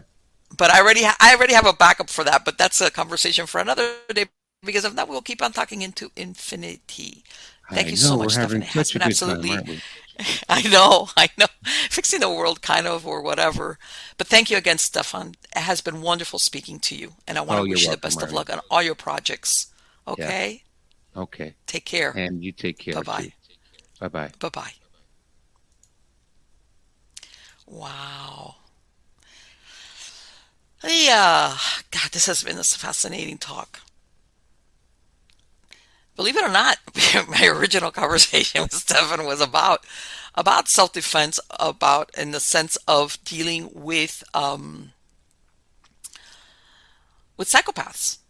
Because he did do a course or a material that's precisely spoke about psychopaths, and part of it also um, crossed over into preparedness, but how to deal with psychopaths, because you're going to run across them in your whatever it is. That it doesn't necessarily have to be a some type of this weird or collapse of society situation. It can be anything. I've run across some, and in other words, that there's earmarks, and unfortunately, sometimes people, they equate psychopaths with some guy running around killing people, like I said, a serial killer or serial rapist or things like this. And yes, there are psychopaths, especially if they've been brought up in a violent environment, that do turn into killing machines, or if they become sexual sadists or whatever. But there's a lot of psychopaths that don't have empathy. They don't feel the things that we normally feel: sorrow, empathy, sympathy, the things that fuel the reward center in our brain that give us pleasure. It's not that. What they like is control. A lot of them have narcissistic tendencies, which really is a lot of self-hatred. But I mean, there's a whole dynamic. But sometimes it's very difficult for us to equate that behavior, because unfortunately, whether you want to call it a weakness or not, when you're not a psychopath, it's really hard to imagine somebody behaving in that way. It just doesn't compute. We could understand it, and we might see, let's say we see a show, and we're like, oh, that's really interesting. But when we're faced with it in real life, whether it's a boss, a coworker, a neighbor, a family member, a teacher, God forbid, and this is what he was talking about, where by their very nature, they seek positions of authority in some type of hierarchy, whatever the hierarchy might be. Or you catch them in a certain level of the hierarchy, but because they're planning to go further up. And I'm sure a lot of people nowadays will look at certain power structures, whether they're schools, companies, government, God, you name it.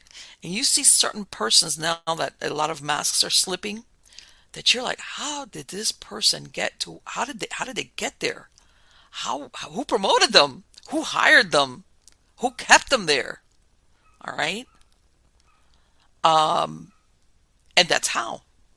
That's how. And he was absolutely accurate when he talks about that. They can lie without flinching. And after a while, they learn the bigger the lie, the more, because most people say, man, that's too big to be a lie. How could somebody lie like that? Yeah, they can.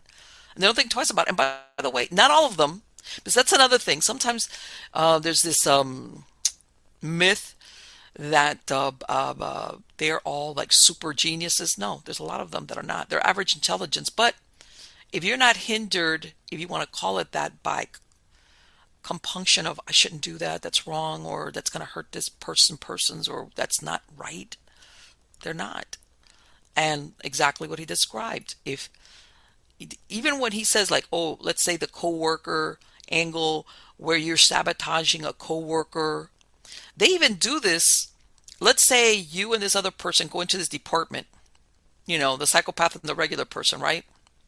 And you're the regular person, and you both have hopes of going up and getting promoted. How's that?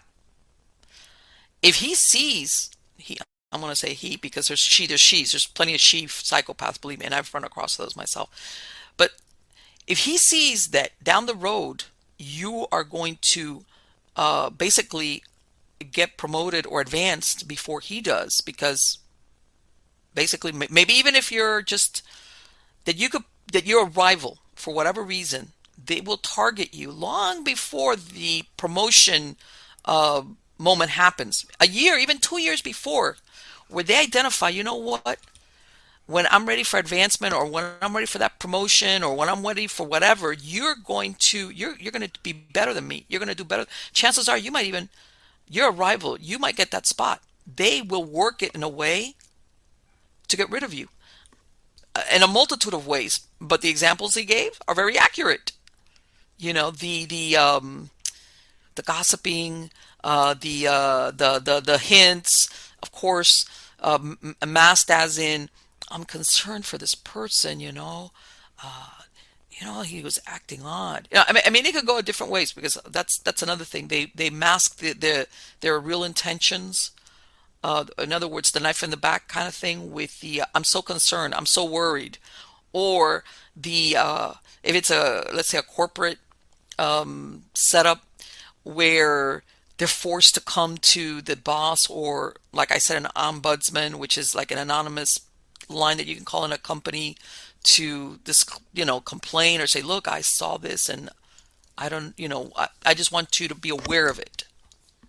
Okay, where basically I feel bad doing this, but I'm trying to take care of the company. This is psychopath strategy 101, all right, where they might get a promotion or commended either openly or behind the scenes for, you're so brave to come forward and talk about that. Thank you. We weren't aware of that. Things of this nature. So, yeah. But anyway, originally we wanted to talk about, but we talked about so many great things. And like I said, I wish this conversation with Stefan had been strictly about psychopaths. Because even if there's not all this weird stuff going on right now with everything, the economy, you name it, it would still be an interesting talk, because psychopaths are going to be around to torture a lot of people. And when I mean torture, I don't mean literally, but figuratively sometimes in different ways. But unfortunately, because of what's going on, a lot of what we talked about, even though we went all over the map, has some type of reference. And like I said, 2 years ago, I would have said, no, come on. And now it's like, fast forward, and it's like, what happened? Where all these things that were far-fetched are tinted as either reality or very probable. And, we were talking about preparing or, surviving. Like I said, I've had my own personal experiences, very limited amount of time, and nothing that, it just impacted me directly. But so I've seen it. In other words, that part I do understand. There's nothing like first-hand experience to make you a believer about how things work. But I wish that this conversations like these were a far off possibility. If something ever happened, would you have this? Do you have that? Yeah, but okay, yeah, haha. Maybe, it might, but forget it. That would never happen. Those days are gone. And whoever thinks that those days are, no. Unless you're totally living in another reality, if you have any responsibility, at least for yourself, okay, you've part of you's got to be saying, wait a minute, you know what? All the assurances I had that everything is going to work out, like the movies, happily ever after, and then and then the credits roll. Stop that. Stop it. Stop it. And like he said, not to self-fear porn, because I'm not. I'm as a matter of fact, I'm a humanist. I'm a humanist. I believe in the human beings. I believe in the goodness of human beings. I believe, like what he says, that communities can be put together, that people will help each other, but that there's a part of us that we owe ourselves, to ourselves, and maybe even to family members or people who are with us, the act of self-preservation, okay, which is at the very least that you say, you know what, something happens and I've got a way to feed myself and my family and, have some potable water and some medication. And believe me, whoever my audience is, depending on what part of the country you live in, or what your life experiences have been, I have seen what happens when the doors of stores are locked because they're bare. There's nothing to sell. Okay, I've seen that. And yes, like when Hurricane Andrew, yes, eventually help rolled in, and churches and charities. I remember in some of these churches in the parking lots, they would put up these tables and just bring food. But let me tell you something, that took at least 5 days to happen. You know why? Because you just don't get people and how can I say, people, logistics done that quickly. All right? It just doesn't happen that quickly. Plus, also, when you've got an area where, well, at that point where you had trees down and wires and your normal roadways, especially into the area that was most affected, was blocked. Guess what? So what do you do in all these 2, 3, 4, 5 days before help rolls in? Okay. What are you supposed to be doing? And remember, this was a situation where there was only a little point, a little speck at the end of the country. Okay. And you knew help was coming. You knew help was coming. Okay. And there was, no electricity. There was looting. There was a bunch of stuff going on that I don't even want to think about. And even my mom's apartment, her apartment was on the 5th floor of a building that the wall had come down. As a matter of fact, the building came out in Newsweek because you saw the little apartment buildings like a kid's playhouse, but the whole wall had come down. So when you went to her apartment, the other side of the building got devastated. As a matter of fact, appliances had been pushed into the hallway because I went up the stairs eventually and I got into her apartment. Her apartment was intact, but there was no wall. The whole wall, the entire wall of the building had gone down on top of whatever vehicles were there. I couldn't be there all the time. Her apartment got looted. And she was on the 5th floor, and I'm telling you, you could only go up the stairs and jump over things, appliances, sinks, because a lot of these apartments, the kitchen's walls were the ones that faced into the hallway. So when the other side of the building, the hurricane winds came in, they pushed all these appliances and things into the hallways. So basically, you had to jump over stuff, and she still got her stuff looted. Okay? So my point being that I've seen what happens within a few days of normalcy going sideways, as in law enforcement, 911, no electricity,